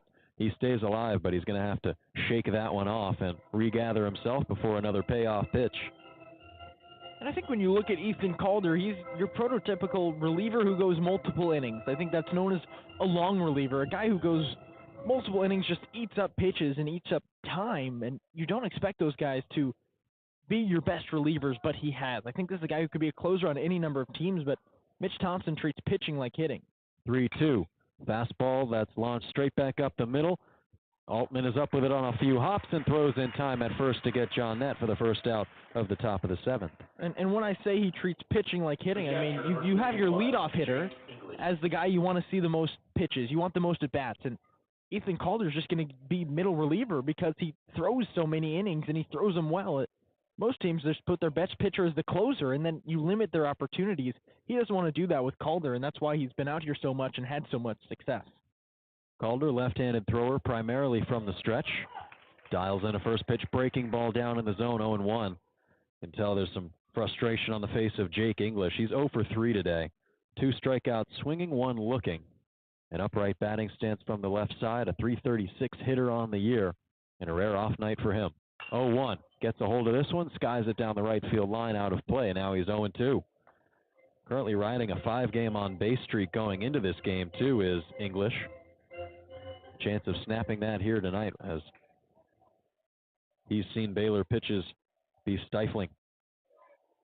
The 17th is about to be released by Ethan Calder. Comes set with the black glove above his belt. Deals home. In the dirt, 1-2. English, a guy who's really improved from last year. Played in 49 games for the Jayhawks. Just 35 hits, a .219 hitter, and 160 ABs. But was still able to knock 10 balls out of ballparks. He's got 10 homers this year as well. Next pitch. Hard chopper on the ground. Backhanded by Altman, but it's going to sneak underneath his glove into center field. A base knock for Jake English. Continues that 5-game on-base streak. It's now 6 in a row where he's reached. And now they have a base runner with 1 gone in the 7th frame. That would have been a tough play for Daniel Altman to make, but he made it kind of tight, just rushing over there. Ball bounces under his glove, as you had mentioned, but I feel like this Baylor infield has done a great job with backhands in particular, making the hard stuff look easy, and Daniel Altman almost did that. Here's Cody Shojanaga, 0 for 3 on the night. First pitch to him, taken in the dirt, blocked by Cortland Castle. Jake English a short lead at first. Hunter Toplansky will play close to the line. Runner will be held on at first by Posey. Middle infielder's back. Next pitch to Shojanaga. Gets ahead of it. Rolled on the ground straight towards Toplansky. Fires to second for 1, but Altman drops it. He's going to say, the second base umpire is going to say that was on the transfer, so the out at second will stand. And the runner on first, Shojanaga, will reach on the fielder's choice. Looks like Fitzgerald might want to review this one and see if it was actually on the transfer. It would be a crushing play if that one was not on the transfer for Baylor, but I do agree, hit the heel of the glove, and then Altman lost it on the transfer, so I do think that out at second will stick that way. But that's a couple of plays that Daniel Altman, I think the base hit, probably a lot tougher to make, but that could have and should have very well been 2 for the Baylor Bears. You'll take an out either way if this one stands the way it is, though. That's right, yeah, you have a runner on first either way. With this one, just trying to see if Altman dropped that ball on the transfer. Now, of course, we're not in our regular visitors broadcast booth at the Baylor Ballpark today, as Kansas sent down their radio guys, so we're sitting outside in the stands, so no access to a TV monitor where we might be able to take a look at this replay. We're just acting as fans who are just awaiting this decision. So right now, as it stands, it's going to be an out at second on the fielder's choice. Unsure if they're going to give an error there on the transfer from Daniel Altman trying to get the double play ball. But it's a good play by Hunter Toplansky at third. They had him shifted close to the line, and Shojanaga hit it right to him. Had to fire it to second, and Altman dropped it on the transfer. That's what we think right now, at least, was tailor-made for 2, as it was really hard hit on the ground to third. But as you mentioned, they'd likely accept the 1 out. That would push it to 2 outs in this inning, and Baylor would be able to get back in the box with a 13-3 lead. Of course, we're unsure if that run rule is in play. We know that it would be in play if this was a Sunday night game. I think it's something that they need to agree on before the game starts. Is that right? I think you look at it before the game, but I believe since this is a Big 12 series and run differential, and you want to play all 9 of those innings just because for both of these teams, obviously tiebreakers and head-to-head records could go into it. If you play 7 innings today, but you play 9 innings on Sunday and the score is flipped, who do you give the edge to? Obviously, because you're missing 2 innings in that ball game. So you think that's why they're bringing the infield in on plays like last inning where Baylor had runners on second and third and an 8-run lead? Do you think that they're trying to not let any more runs get across because of that differential? Well, it could be, or it could be because of the run rule. You don't want to be put in a position where you could be run rule. I think it could go either way, because if you get the play at home and you get that out, then you're down by 9, so you still get another shot. But I guess we'll wait and see. Runner on second as we have a decision is out, so the call will stand. The ball was dropped on the transfer from Daniel Altman, so it's going to be a 5-4 put out as it stands, a fielder's choice. Unsure if they're going to tack on an error for that. I don't expect them to. It's going to be Michael Brooks, the batter, number 4 man in this lineup, 333 hitters, got 42 hits on the season. And digs in from the right side with the gray pants pulled up just beneath his knees. They got red and blue piping down either side of the pants. Here's Ethan Calder's first pitch to Brooks. He comes set, looks at first. He nearly has the runner there. It's going to be in time. Calder gets a pickoff. Doesn't even need to throw one pitch to Michael Brooks. Able to get Cody Shojinaga cheating towards second. And that didn't take long after the review, Foster. We head to the bottom of the 7th inning. Bears lead at 13-3. You're listening to Baylor Baseball on Baylor Lariat Radio.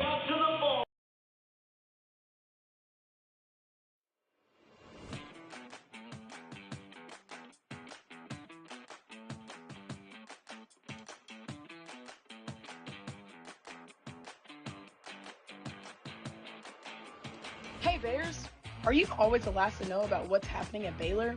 Are you left quiet in a group when talking about last week's game? Well, you haven't gotten your morning buzz yet. Did you know you can get your dose of current Baylor news every Tuesday through Friday straight to your inbox? The Baylor Lariat Morning Buzz e-newsletter provides you with breaking Baylor stories, local events, and in-depth sports coverage daily. You can be in the know on all things Baylor. If you aren't already buzzing, go to BaylorLariat.com. That's BaylorLariat.com and click the subscribe now to get your morning buzz from the Baylor Lariat. News for the students, by the students. We'll see you in your inbox.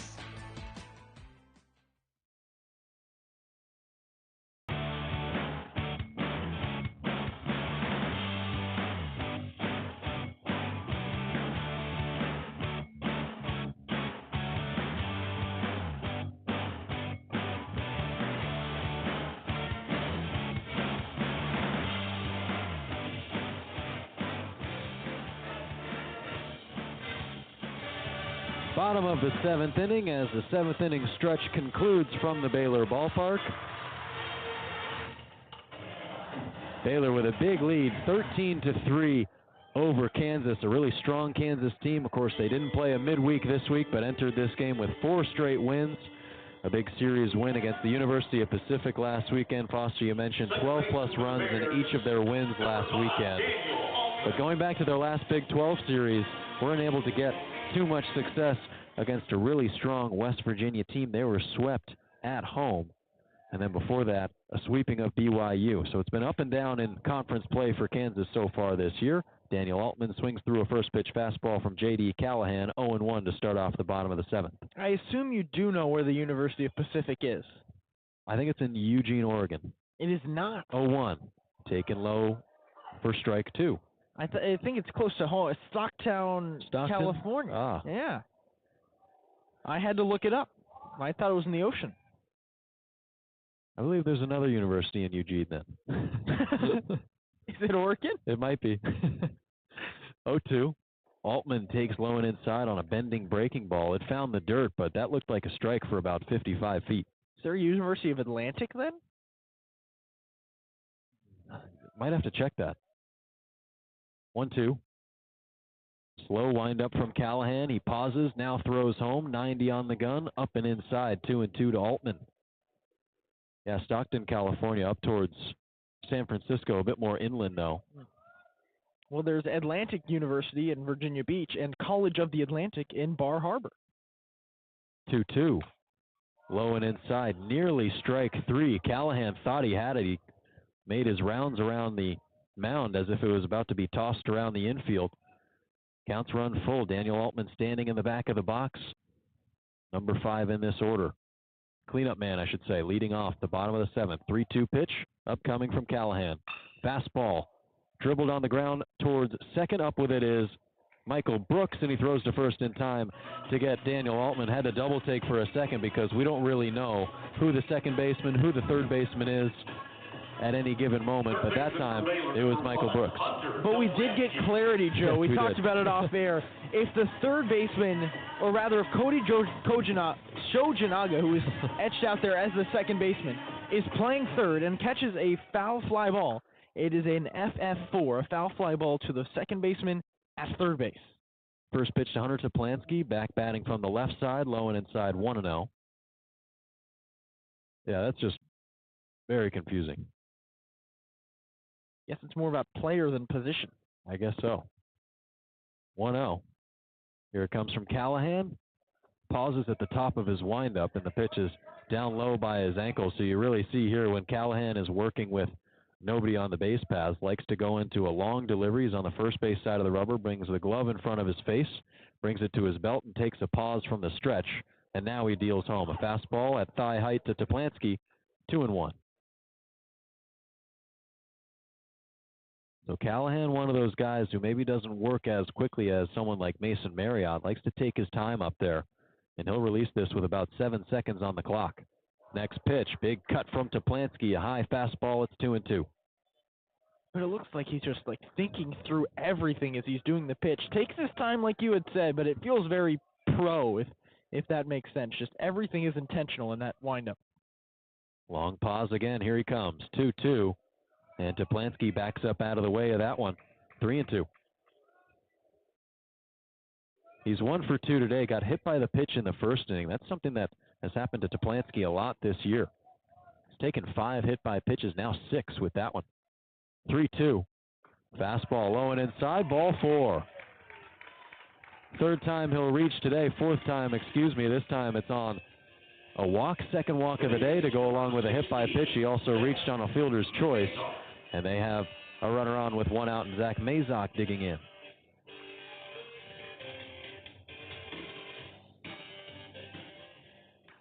Mazok just one of 2 batters in this Baylor lineup without a hit today. It's just Mazok and then Cole Posey, who is right behind him.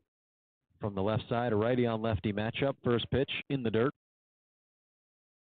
Buried and dug out by Jake English, who's been a pretty good backstop today for Kansas. Mazok can respect that himself, a catcher, but doing the DHing today as he's done throughout this season. 1-0. Fastball at his knees, strike 1. Shojinaga still plays at third, even with the bag there off the line. Middle infielders playing back with the third baseman, Michael Brooks. He's at second. Ben Hartle will hold Toplansky on at first.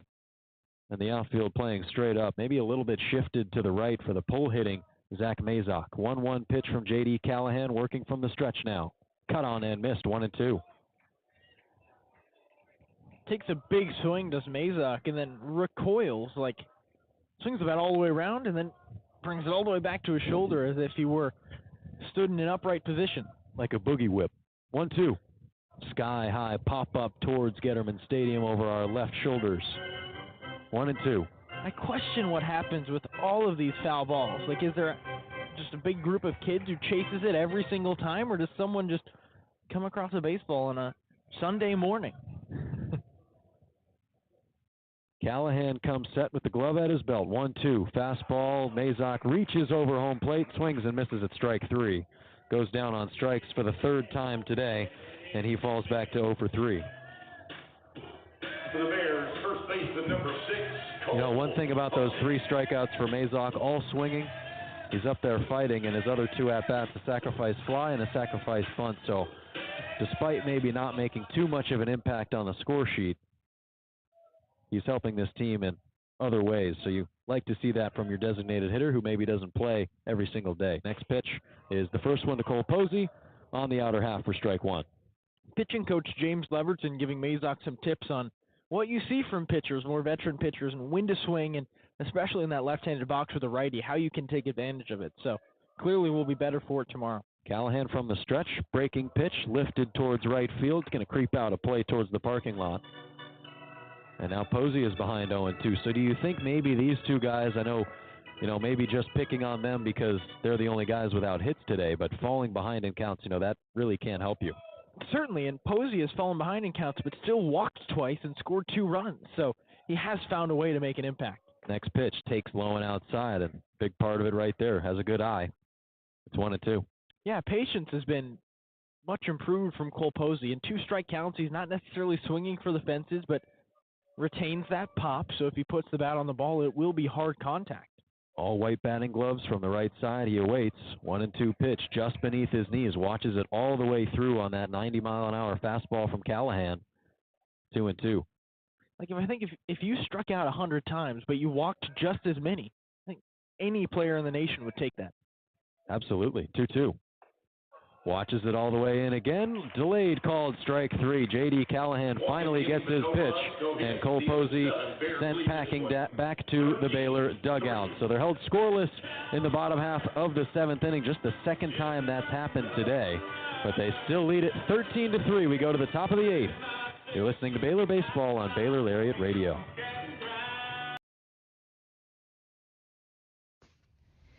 Hey there, Bears. Are you living your best life this year at Baylor? Well, we've got great news. The Baylor Roundup Yearbook has been right there with you, capturing those memories at every event. So don't forget to buy your 2022-23 Baylor Roundup Yearbook today and share your memories with friends and family for generations to come. But wait, did you already graduate? Don't worry, we've got you covered. We have yearbooks dating all the way back to 1896. So visit our website today at www.baylor.edu/roundup and order your copy. That's www.baylor.edu/ROUNDUP. Have a great year, Bears, and sick 'em.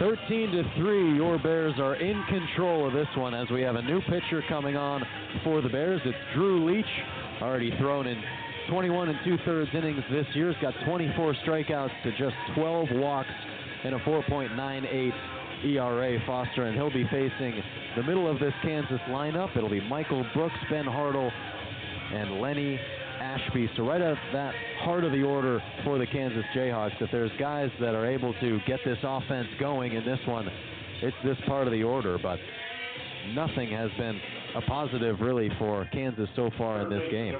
3 runs on 5 hits and 3 errors. If you look at it, I think, guess you could say you only allowed 1 6-run inning. Bounced back since that poor start, but Baylor's kind of poured it on offense all throughout. Brooks from the right side. First pitch from Leach. Shot up into the gap in left center field. Races Ty Johnson deep into left center. Cuts it off before it gets to the warning track, and they'll hold Michael Brooks to a long leadoff single. First hit of the day for Brooks. He was 0 for 3 going into that AB. First baseman number 25, Ben Hartle.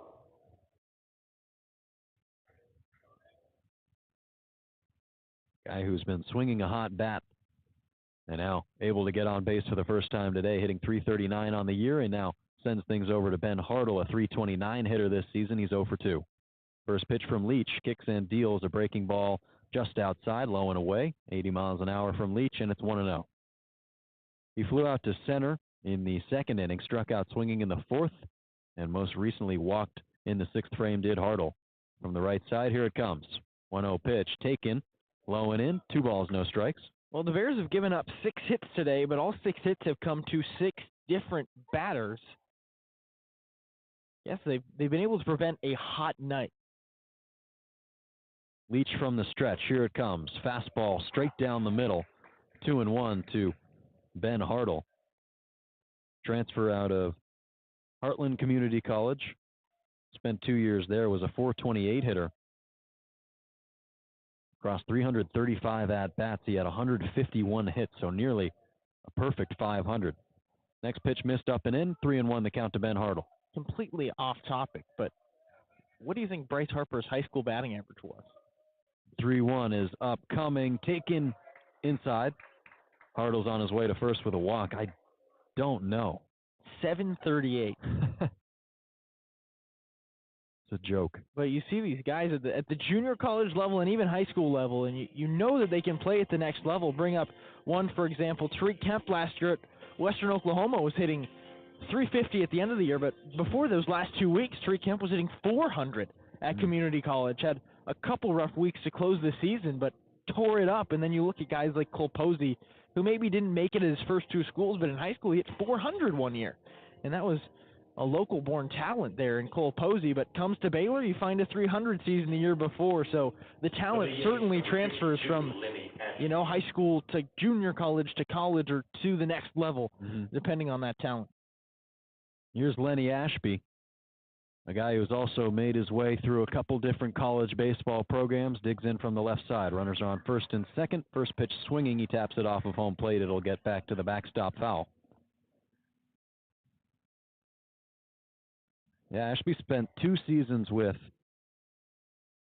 New Mexico State, had 105 total games there, and was actually teammates with Cole Posey for a year. You just mentioned Cole Posey, a guy who's been through a couple different programs himself.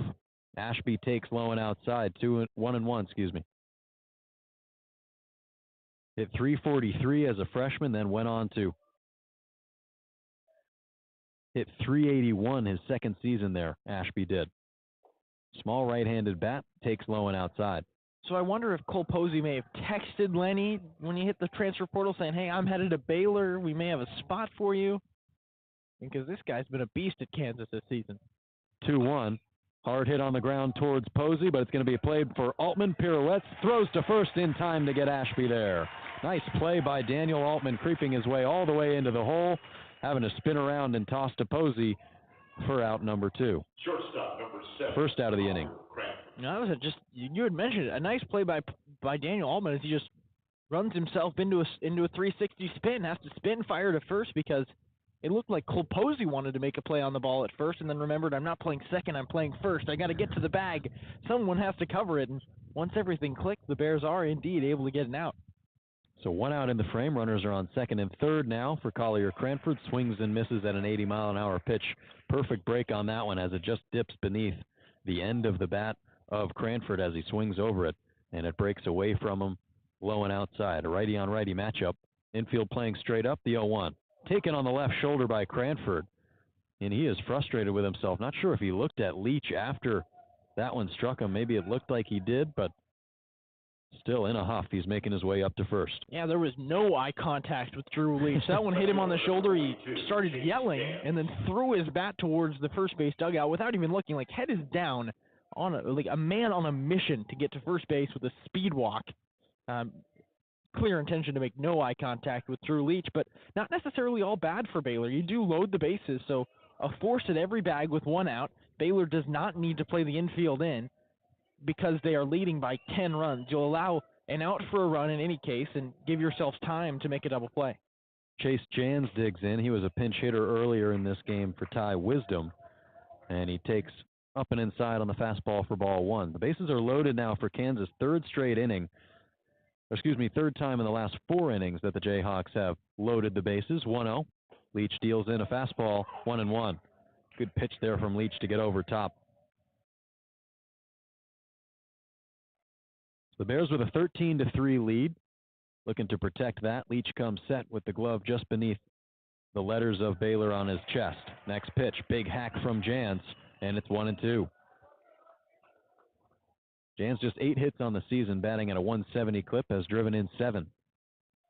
Chance to clear off the bases, could get to double-digit RBIs this season. Can steal bases as well. Next pitch to him. 1-2. Cut on and missed. Strike 3. That's another Baylor Bears strikeout. Let's have that strikeout. 8 strikeouts on the day for Baylor pitching across Leach, Calder, and Mason Marriott. One apiece for Leach and Calder, and Marriott got 6 in the start. Baylor doesn't currently have someone up in the bullpen, but Mitch Thompson just went to the phone, so you may see some action with the bases loaded.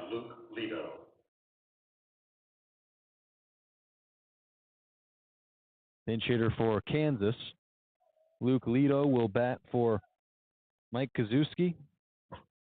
Kazuski reached in the 5th inning, but then was 0 for 2 other than that. Lined out to left field, a really nice diving play by Wesley Jordan to rob him of at least a single, and then struck out looking in the 6th. First pitch to Lido, though, is low and outside, called a strike 1. Lido was the opening day starter. He was the guy from day one that started there, and then Kazuski, who's now hitting above 300, kind of just fought for the job. Lido, though, did have a couple of home runs to start the year. First pitch, next pitch actually is taken inside. It's 1-1 now from Leach. He's 9-9 in balls to strikes now. And now a big shift on the right-hand side of the infield. Tyreek Kemp is playing double play depth second base with Daniel Altman in shallow right. Cole Posey very close to the line at first. Next pitch taken in the dirt, blocked by Cortland Castle, and it's 2-1. Almost like a Joey Gallo-esque shift. Like you just want everyone on the right side because you understand the situation. And then you have Hunter Toplansky closer to third than short in case he's too far behind it. 2-1. Fastball low and away, and it's 3-1. Leach going to have to find the zone here. Bases loaded with 2 gone. And a 13-3 game. Can't be too shy to give him a pitch he can hit. Leach comes set. Black glove above his belt. Here it comes. Fouled off the ground. Looks like it hit off the front leg of Luke Lido. It's a slow dribbler out to the mound. But a dead ball. He'll stay alive. It's 3-2 now. Some fans made their way to the exits at the end of the last bottom inning, the end of the bottom of the 7th, where Baylor didn't get any runs but maintained that 13-0 lead. 3-2 pitch is cut on and missed, strike 3. Kansas will leave the bases loaded. Drew Leach is able to cut down Luke Lido to strand them there. So Bears hang on to a 13-0 score as we navigate into the bottom half of the 8th frame, with the Bears leading by 10 on Baylor Lariat Radio.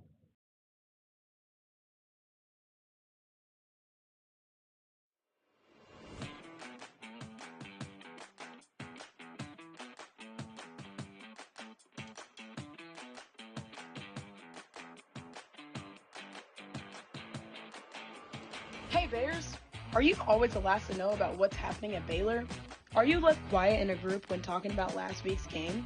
Well, you haven't gotten your morning buzz yet. Did you know you can get your dose of current Baylor news every Tuesday through Friday straight to your inbox? The Baylor Lariat Morning Buzz e-newsletter provides you with breaking Baylor stories, local events, and in-depth sports coverage daily. You can be in the know on all things Baylor. If you aren't already buzzing, go to BaylorLariat.com. That's BaylorLariat.com.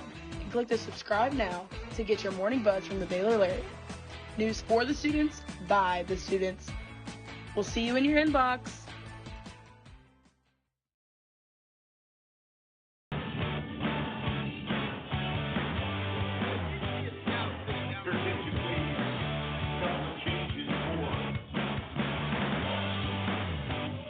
Number 9, Luke Lido remains in the game, playing left field and now pitching for Kansas. 13-3, Baylor leads it in the bottom of the 8th inning, and the Bears are 3 outs away when they are done hitting in this inning. They'll be close to getting their 6th straight Big 12 win, and a chance to do it in a very important Big 12 series this weekend against Kansas. A win this weekend would be huge, Foster. A series win, I should say, would be massive. Yeah, I mean, you look at the Big 12 standings, and the Big 12 is really wide open. Baylor sitting in 4th, Kansas sitting in 7th, the three-way tie, and they are one game apart, 8-7 to 7-8. A series win here gives you separation from a team that was ranked earlier in the season and before you take on some of the big dogs in the Big 12. Tyreek Kemp will lead off the bottom of the 8th. Casey Crawford is the new pitcher for the Jayhawks, and the first pitch thrown into Kemp is on the outer half for strike one. 88 miles an hour from Crawford. Enters this game with just 2 1/3 innings of experience on the season, as 1 strikeout to 1 walk and a 7.71 ERA. Next pitch. Fastball roped into right field for a base hit. That's going to take 2 hops into the glove of the right fielder as Tyreek Kemp leads off the bottom of the 8th with a single. That's back-to-back hits for Kemp.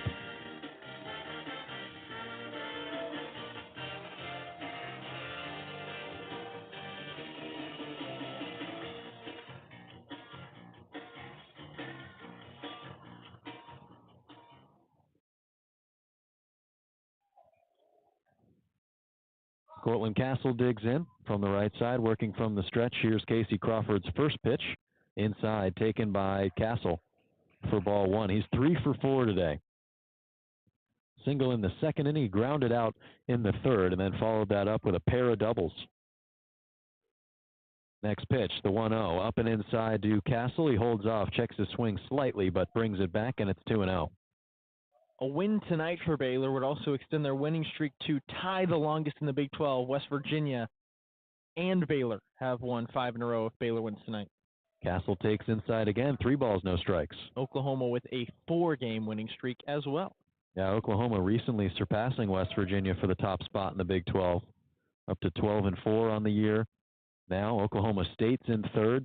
Texas is next up. Castle takes up and inside, a 4-pitch walk. And they have runners on first and second to start off the bottom of the 8th.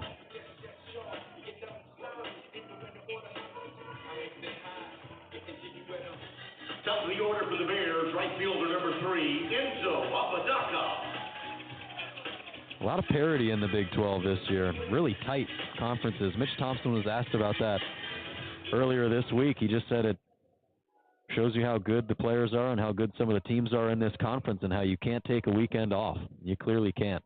Apodaca takes inside on the fastball for strike 1.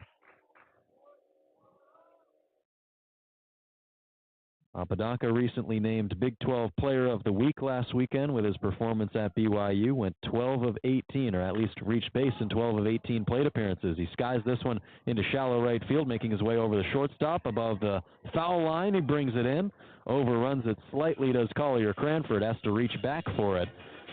But he does so seamlessly, and they have 1 out in the bottom of the 8th. Well, it's a good thing that that ball was caught, because there would have been an out either way as Enzo Apodaca lapped Cortland Castle at first base. The pop-up went to the outfield. There was no lead at second for Tariq Kemp, and Cortland Castle was prepared to also tag at first, and Enzo Apodaca passed him on the base path, expecting that one to get caught. Here's Ty Johnson. First pitch, just off of his knees, called strike 1. 88 from Casey Crawford, who's thrown 8 pitches, 4 balls to 4 strikes, and has allowed 2 base runners. Tyreek Kemp on second, Cortland Castle at first.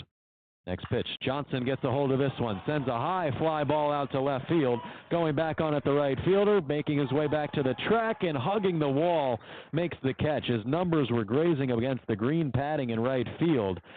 And Ty Johnson hit that one about as far as you can out to right without having a round tripper. No, you said it perfectly. The left fielder, or rather the right fielder, the back just hit against the wall and luckily had enough room.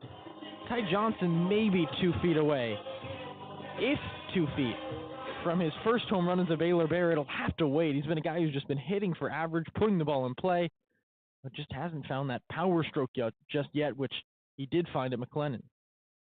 First pitch to Wesley Jordan ties him up straight back into the netting. Foster, if there's no net, we got it. I think so as well. At least it would have been to our right. You got to get up and go get that foul ball, because I don't think... Got to challenge the fans. Make it interactive here. Crawford comes set, black glove above his belt. Spins it around in his right hand before he deals. Now he falls during the delivery. That's a balk. That's going to be a balk, yeah. Just hope he's okay there, really. Tyreek Kemp will come in and score. Of course, Kemp moved up to third. He was able to advance there on the deep fly ball by Ty Johnson out to right, so he moved up to just 90 feet away. Now you see the third base coach for Baylor just telling the guys to kind of calm down a little bit. No need to cheer after a play, scoring a run on a play like that. A 14-3 game now. Johnson ahead of the next pitch, rolls it towards into the Baylor dugout on a high chop. They'll have to get out of the way of that one as plenty of guys are still kind of in a huddle talking to Kemp, not really paying attention. Well, unlike the foul ball that was hit to us that we would have made a play on, that one grazed off the fingertips of 3 or 4 Baylor players in the dugout, rather. Jordan's behind 0-2, runners on second. The next pitch is low and outside from Crawford. Looks like he's okay after tumbling in his delivery a couple pitches ago. Back up to 90 miles an hour there, and it's 1-2 to Jordan. Castle's at second, shifted to the left side as the infield. Next pitch is too far outside of Jordan, 2-2. I guess I didn't really think about what you were saying when Blair at third was like, calm down, don't want to do too much. I mean, that's added motivation if you're cheering on a guy who just fell on the mound to allow a balk. You don't want that for Kansas tomorrow. 2-2. Chopper towards third. Brooks chases after it. He's going to get Castle in a rundown between second and third. Throwback to Shojanaga. He chases Castle back, who relays it back to Brooks and applies the tag. An interesting play there with 2 outs in the inning. Shojanaga didn't know what was going on. He was about to throw the ball back to the pitcher as if that was out number 2. Well, that is maybe what Michael Brooks thought, but nonetheless, it is the third out of the inning. Baylor gets one more out in the frame. One more run across in the frame on the balk by Crawford. Kemp comes in to score, and the Bears make it a 14-3 ball game. We go into the top of the 9th inning. Bears are 3 outs away from their 6th straight Big 12 win and their 9th win in the last 10 contests. We'll see if they can get it when we return on Baylor Lariat Radio.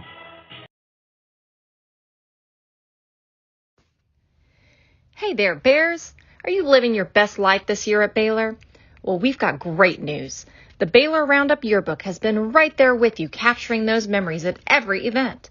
So don't forget to buy your 2022-23 Baylor Roundup Yearbook today and share your memories with friends and family for generations to come.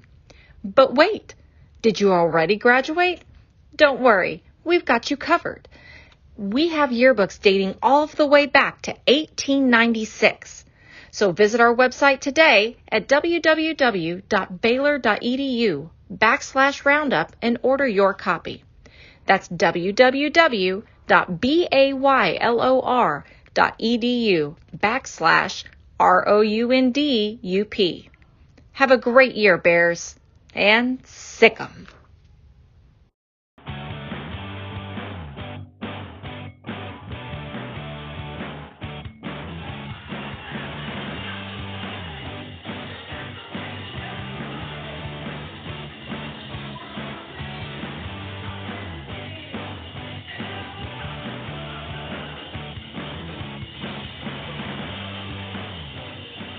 Last inning from the Baylor Ballpark. Bears lead it 14-3, and we go into the top of the 9th inning as a new pitcher makes his way onto the mound for the Bears. It will be Steven Sepulveda on to make his 13th relief appearance of the year, as pitched in 17 1/3 innings so far, an 8.83 ERA, a 1-0 record, and he is just looking to keep Kansas off the board here. Quick inning here as you take it into Saturday. Hopefully bring some runs, bring some momentum into Game 2 of this series. Yeah, I mean, this has been a very winnable series for Baylor, and then you put up 7 runs in the first 2 innings, and you instantly set the table saying, this is not the 2023 Baylor Bears. It's the team that is a lot different and a lot more prepared for the level of competition they'll face, and a team that's thrived at home, looking towards getting their 13th home win of the season. Steven Sepulveda working from the stretch, facing the top of the lineup, and the first pitch catches the home plate umpire, and he is hurt. He is down on the ground, face down, as that one looks like you could hear it from here, and maybe even on the broadcast. That one misses everything, misses Cortland Castle, and catches the home plate umpire. Mitch Thompson and a couple of the members of the training staff will make their way out there, and clearly in some discomfort is the home plate umpire, Mike Morris. Not sure where that one got him, but he's either holding his wrist or he's holding his chest. It maybe sounded like the wrist. I think that would make a lot of sense because it's kind of hanging out to his left maybe. It seems like that's something that might be exposed as he makes his way up to his feet by his own power. But yeah, it looks like he's looking at the back of that left hand.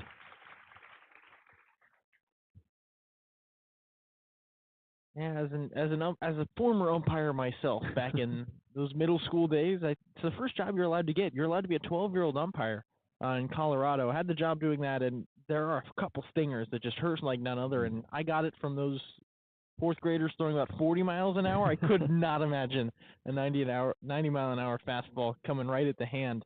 But when you set up as an umpire, you can either put your hands on your knees or you put them behind your back. And most umpires actually just put their hands on their knees because it depicts the strike zone. If it's to the left of this hand, I know that it's a ball.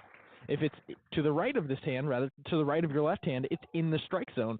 And that depicts kind of that inside-outside trend. And that one just got him on the hand because he was leaving it out there. Fun fact you did not know. You can figure out your own strike zone with your hands and the hand placement. Well, he's going to stay in the game. Looks like he's okay.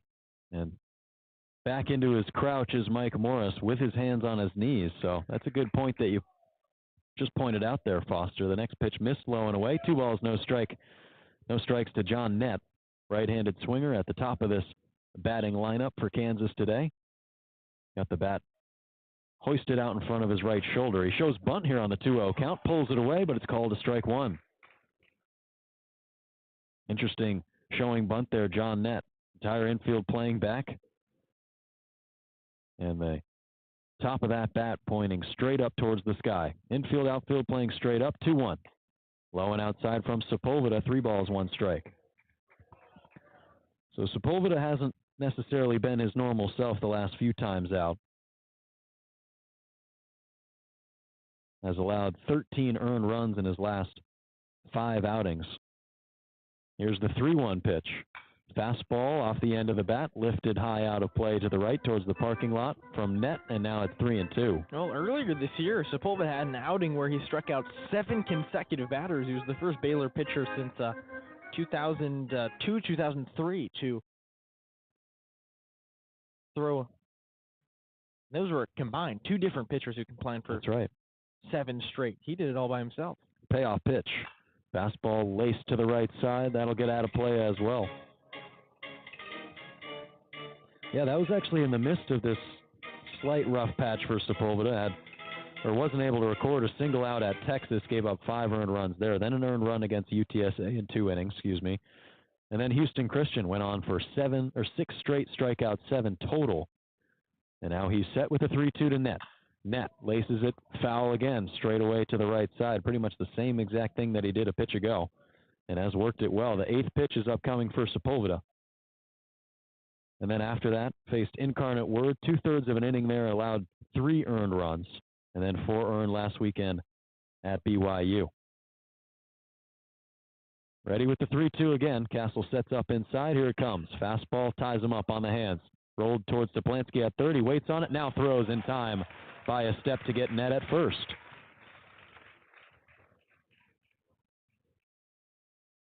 The catcher, number 21, Jake. So it took a while, but Sepulveda has the first out of the top of the 9th inning. He's thrown 8 pitches, had a injury delay in that there with the home plate umpire.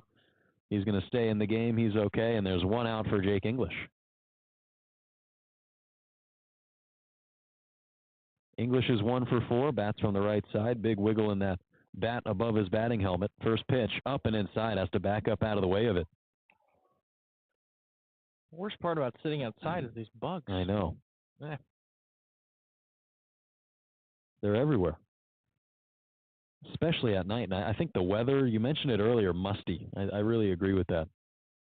Infield's playing straight up. Here's the 1-0. English takes outside. 2 balls, no strikes. Seems like it's been a lot more humid these past few days.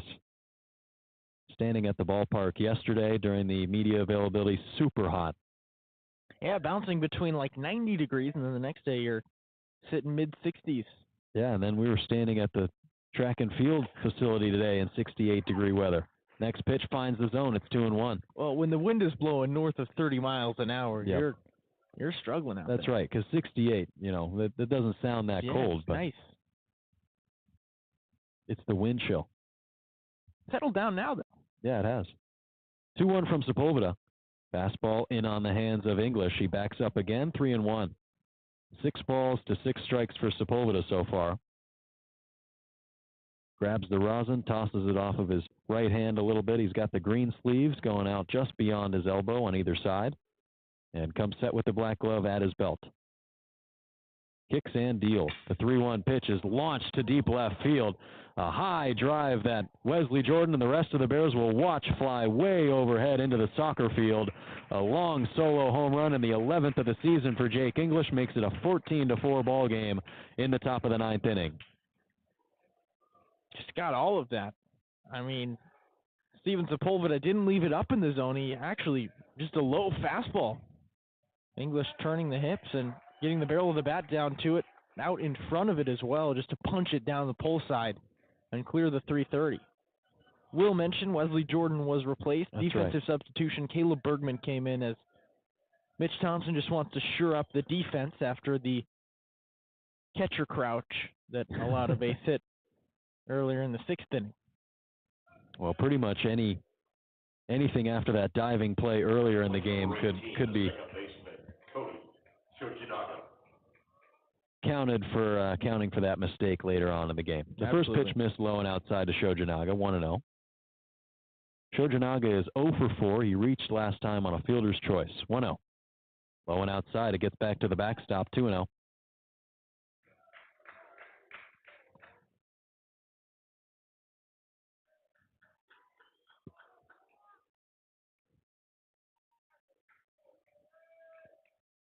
Shojanaga, a guy who was the number 12 second baseman in all of college baseball at the beginning of this season, rated by D1 Baseball, and the next pitch was low and outside. It's 3-0.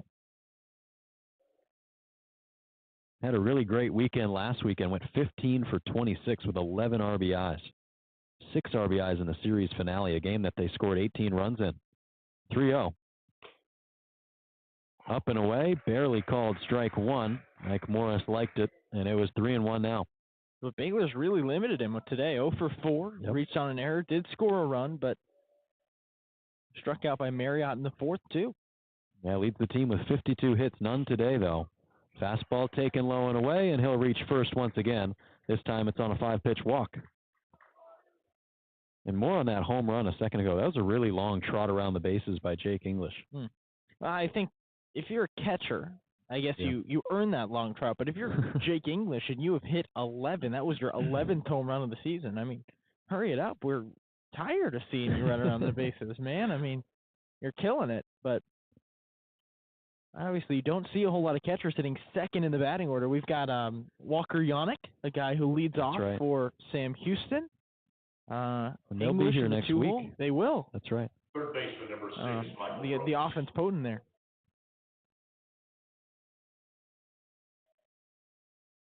Michael Brooks is the batter.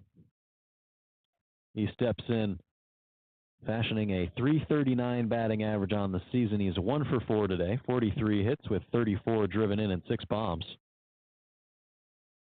Played a second base, third base hybrid today with Cody Shojanaga, who takes a short lead at first. Cole Posey holds him on there, and the first pitch hacking is Brooks. He sends it off the top of the metal canopy, rebounds back towards a crowd of fans in one of the infield boxes above the Kansas dugout. Looks like that's the Kansas contingent right there. Red and blue in that section. Shout out to them for sticking through this whole game. 0-1 pitch with the glove in front of his chin. Sepulveda's ready, nods his head once, and the 0-1 pitch up and inside. Brooks, it doesn't hit him as he spins away from it. He tells Shojanaga to advance to second. He does so easily as it gets away from Castle. And now it's a 1-1 count to Brooks and a runner in scoring position with 1 gone here in the top of the 9th. Out of pure curiosity, I wanted to see who leads the Big 12 in home runs. It's a guy that Baylor will see next week, a junior outfielder for Wake Forest. I thought it said West Virginia. That is not the Big 12 leader. The national leader, Charlie Condon, has 24 home runs on the year, and then Jock Coglione with Florida has 22. 1-1 taken down by the ankles of Brooks, 2-1. Yeah, Condon, Caglione, those are guys who are both expected to go in the top 5 of this year's draft. Baylor has already seen the Big 12 leader in home run. That's Jalen Flores with Texas, who had 14. Sepulveda looks back at second. Now he moves home with a 2-1 and a big cut from Michael Brooks. He was way ahead of that 88-mile-an-hour fastball. Not always easy to tell how early or late a guy is, but that's one where you could tell the barrel of the bat, the end of it, was pointed towards Tyree Kemp at shortstop before that one was even 4 feet from Cortland Castle's mitt. Sepulveda comes set. Green sleeves coming out either side of his jersey. 2-2. Fastball taken low and away. Well, not so sure if this is a Kansas batters working up the counts and being really selective, or it's Steven Sepulveda not necessarily being able to find the mark with his fastball, but he's found himself in a lot of high pitch count at-bats so far. He comes set, runner on second, he looks at him and now moves home. Fastball that's drilled straight away to center field. Johnson was shaded a bit towards left center. Now he makes his way into the right center field alleyway and catches it by his left ear for out number 2. Shojinaga will stay put at second. Yeah, Baylor, not a team you want to test any arms in the outfield, whether it be Enzo Apodaca, Ty Johnson, or Caleb Bergman. Wesley Jordan, even a guy with a plus arm out there in the outfield. So Shojinaga, being smart, just staying at second base. He checked with the third base coach on if that's caught, do I tag, and he instantly shook his head and checked back to Ty Johnson. Saw he caught it, looked back, and there was still a hand up saying stay there.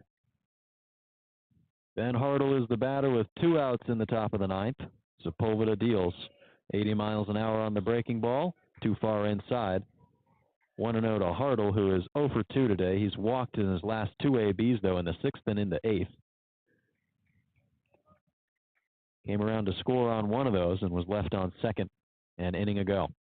From the right side, the 1-0 pitch. Taken right down the middle, 88 from Sepulveda, 1-1. So the bat slam is becoming a signature move of Hartle. As that one was in the zone, he smacks the bat on home plate, gets back in the box, and takes some very aggressive practice swings. Maybe trying to intimidate Steven Sepulveda out there on the mound? 1-1. Low and outside on the breaking pitch. Sepulveda misses. Very tense. Yeah, he is. See if he taps it again. He taps home plate.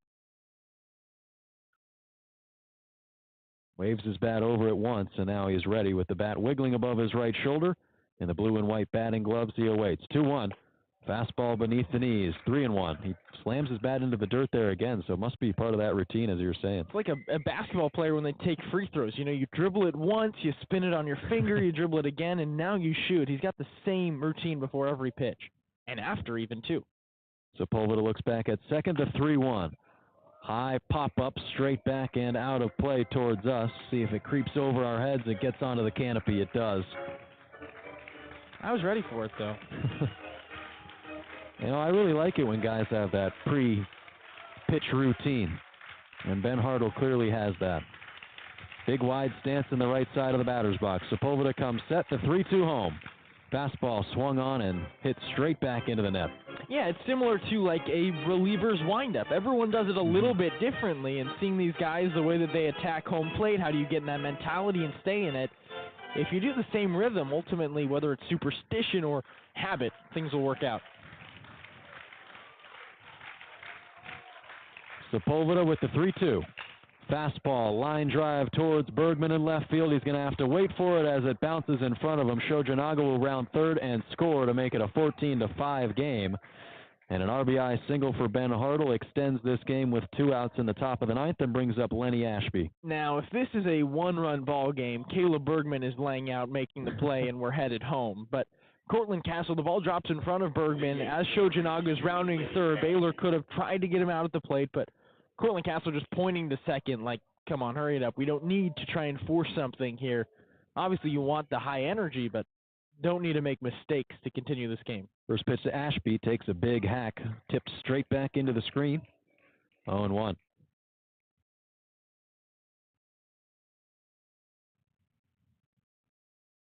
Ashby hitting .254 on the season, as you mentioned earlier. The only guy in the starting lineup to not have an average over 300. But has hit 7 bombs. Next pitch taken down low. 1-1. Has a good eye at the plate, too, as noticed. And as we've learned, he doesn't lead the team in home runs. That would be Jake English with now 11. I'd like to see the numbers on that one, too. Looked like a deep, deep fly ball to left. 1-1. On the bottom half of the zone, strike 2 to Ashby.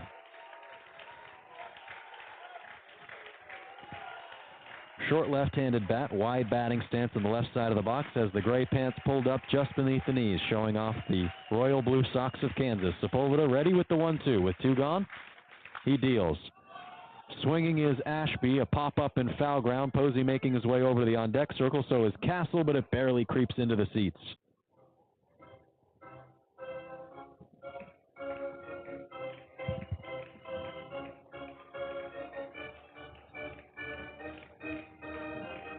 See the lights from the track facility just turn off in deep center field across the Brazos River. End of the day at the Michael Johnson Invitational. That's right. They'll resume tomorrow. Weather permitting. Weather permitting, that's right. Same here at the Baylor Ballpark and at Getterman Stadium for the softball game.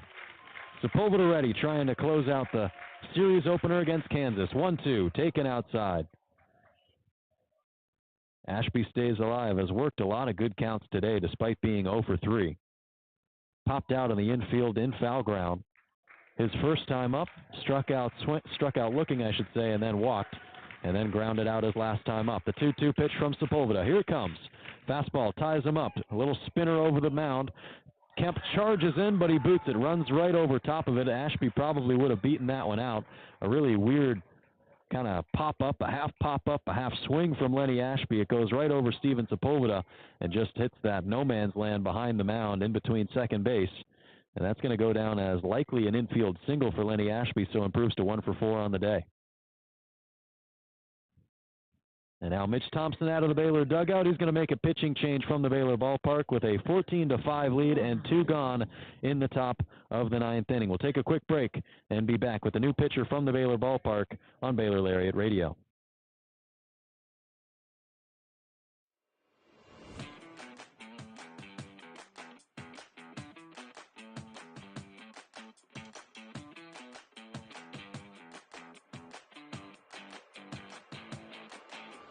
Hey Bears, are you always the last to know about what's happening at Baylor? Are you left quiet in a group when talking about last week's game? Well, you haven't gotten your morning buzz yet. Did you know you can get your dose of current Baylor news every Tuesday through Friday straight to your inbox? The Baylor Lariat Morning Buzz e-newsletter provides you with breaking Baylor stories, local events, and in-depth sports coverage daily. You can be in the know on all things Baylor.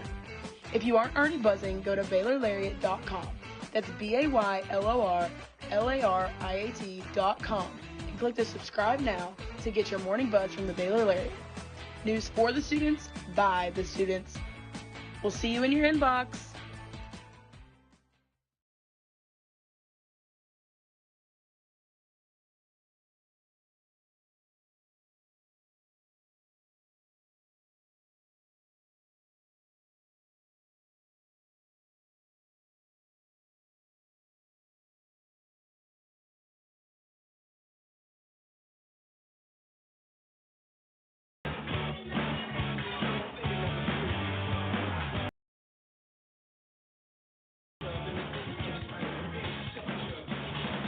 New pitcher on the mound for the Bears. It's Gabe Craig. He's on to replace Steven Sepulveda, who gets 2 outs in the top of the 9th inning.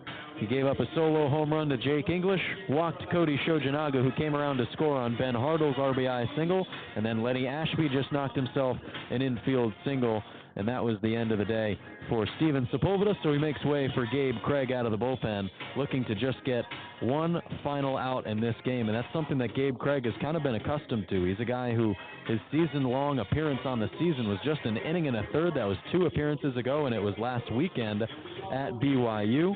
Most recently was on the mound, though, at UT Arlington. 1 inning pitch there, gave up 2 hits, and gave up the only earned run allowed in that entire ball game. In what ended up to be a 3-1 win for the Bears. He threw just 15 pitches, so should be fresh, should Craig. And, of course, he's still just looking to get that one final out in this ball game, and he'll be facing Collier Cranford. Yeah, but I can hear it now. Mitch Thompson is not going to be happy with the way the Baylor closed this ball game. They gave up 3 in the top of the 6th, and then 2 already here in the top of the ninth, and you've got 2 on and 2 outs, and just need to get that 1 out, and it started to snowball. Gabe Craig comes set with the black glove above his belt, kicks and deals home. An off-speeder, 79 miles an hour. That one was on a string. Headed towards Collier Cranford. It took a left turn into the zone. It's 0-1. Runners are on first and second. The infield is playing straight up. Nobody's holding the runners on. Cranford with the all-black bat waving above that blue helmet. Fans and misses at another pitch low and outside. So similar pitch that time from Craig. This time it was a bit further away, and he got Cranford to chase. Now it's 0-2. Craig trying to close out this game in just 3 pitches since entering. Looks back at second, comes set. Here's the 0-2. Up and inside. Collier Cranford leans back away from it with his left shoulder, and it's 1-2. Righty-on-righty matchup here. The lights are on. Most fans headed to the exits earlier on, but those who are here cheering on Craig, looking for this 3rd strike. The 1-2. Low and outside, backhanded in the dirt by Castle. 2-2. So is there a reason that they're trying to get the swing and miss here for the 3rd strike? I don't think so. I mean, well, they've had a couple of 2-strike batters right before that have actually burned them with base hits. Looking to prevent that here. 2-2. It gets away. Back into the backstop. Both runners will move into scoring position. Castle regathers. And now it's a full count to Collier Cranford. And now with first base open, too. Gives him a chance to accept that walk a bit more easily. Of course, there's no difference, but it would load the bases. But you're right, 3 straight batters with 2 strikes on them. Not ideal. Slight shake of the head from Mitch Thompson as that one got by Cortland Castle. He's got another opportunity, the payoff. Swung on, dribbled towards the dugout. Mason Marriott is there to make a bare hand grab. Excellent fielding. I don't know why he doesn't do that more often. I mean, he could be a shortstop in the Big 12 with playing like that. Went down to his knees even to make that play. Well, right now he just wants Gabe Craig to get the final out so he can secure his 3rd win of the season. 3-2, low and outside, ball 4. And the inning continues. Something that Baylor did very well that helped them out against UT Arlington. They did not allow a single walk all game. It was the first time in a long time that Baylor had not walked a batter in a ball game. They've had multiple 10-walk games from the pitching staff. Today they've walked 6, and that has kind of burnt them to an extent of extending innings. And I would think 3 runs tonight have been scored off guys who made it on base via walk. Next pitch misses low and outside. It was the first one to Chase Jans. 1-0. Mitch Thompson has gone to the telephone at the back of the dugout. Looks like there is an arm warming up still. Right-hander out there. Craig with the 1-0. Bases are juiced. And the breaking ball finds the box. 1-1. Wouldn't that be something? 2 pitching changes in the top of the 9th? With 2 outs. In a 14-5 ball game. 1-1 pitch, low and outside. And Castle drops it. It's 2-1. You can hear a fan in the background there say, just throw it down the middle. Chase Jans, the guy who's hitting 167 on the year with no home runs. He's struck out and grounded out, so not necessarily a home run threat. 0 for 2 today. Gets a hold of this one. A high fly ball into shallow right center field. Altman going back. He'll be called off by Enzo Apodaca. And he pulls it down for out number 3.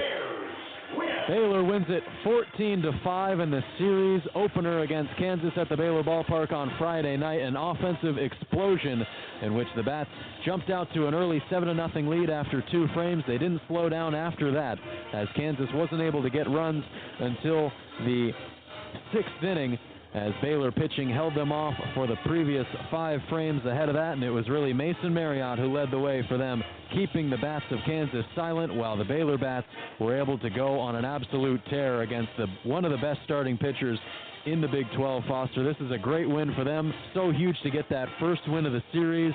Now you're just 1 win away from getting that series win, and 1 win away from further jumping yourself up and gaining your momentum in the Big 12 standings. Baylor has won 10 of their last 11 ball games to win against Kansas in Game 1 of this 3-game series. Tomorrow, you've got Colin McKinney against a freshman for Kansas who is maybe half a step behind, if that. The starting pitcher you saw tonight, it's due to be a great pitching duel.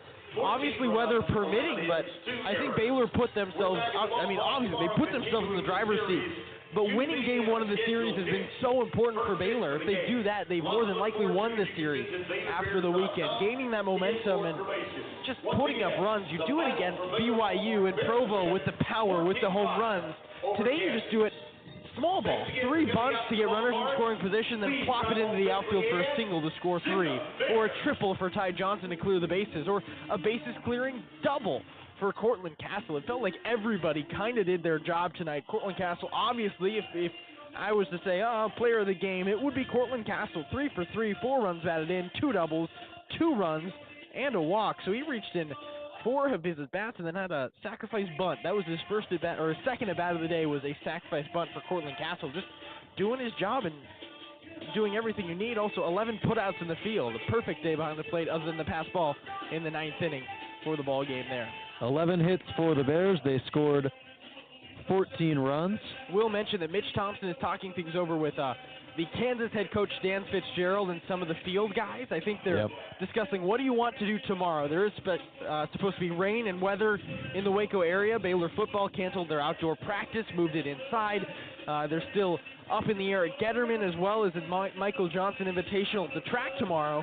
So right now the conversation is, hey, do you want to play this out or plan on a doubleheader Sunday? Obviously, the downside of a doubleheader for Kansas is you're going home later, but game one probably picks up at 11 at Baylor Ballpark for the Baylor Bears and the Kansas Jayhawks, and shortens the pitching staff for Baylor a little bit, but again, the guys you worked today, the only one who's probably off the table would be Drew Leach, Steven Sepulveda. I think Sepulveda threw more pitches than Leach and Calder. He only went 2/3 of an inning, maybe. And so it looks like that meeting will change. We'll see what the schedule looks like tomorrow and obviously keep you updated as we will be broadcasting the second 2 games of this series as Baylor looks to win another home Big 12 series. They already did part of that with a 14-5 win tonight here against Kansas, and we'll have Game 2 tomorrow, weather permitting, from the Baylor Ballpark. The scheduled first pitch is at 2 p.m. We'll be with you on Baylor Lariat Radio starting at 1:50, and then on Sunday at 1 p.m. as well. But that's going to do it for us here on the broadcast tonight. For myself and for my broadcast partner, Foster Nicholas, we appreciate you tuning in to Baylor Lariat Radio, and you'll hear us tomorrow from the Baylor Ballpark. This has been Baylor Lariat Radio, and the Bears won it 14-5. Have a great night, everybody.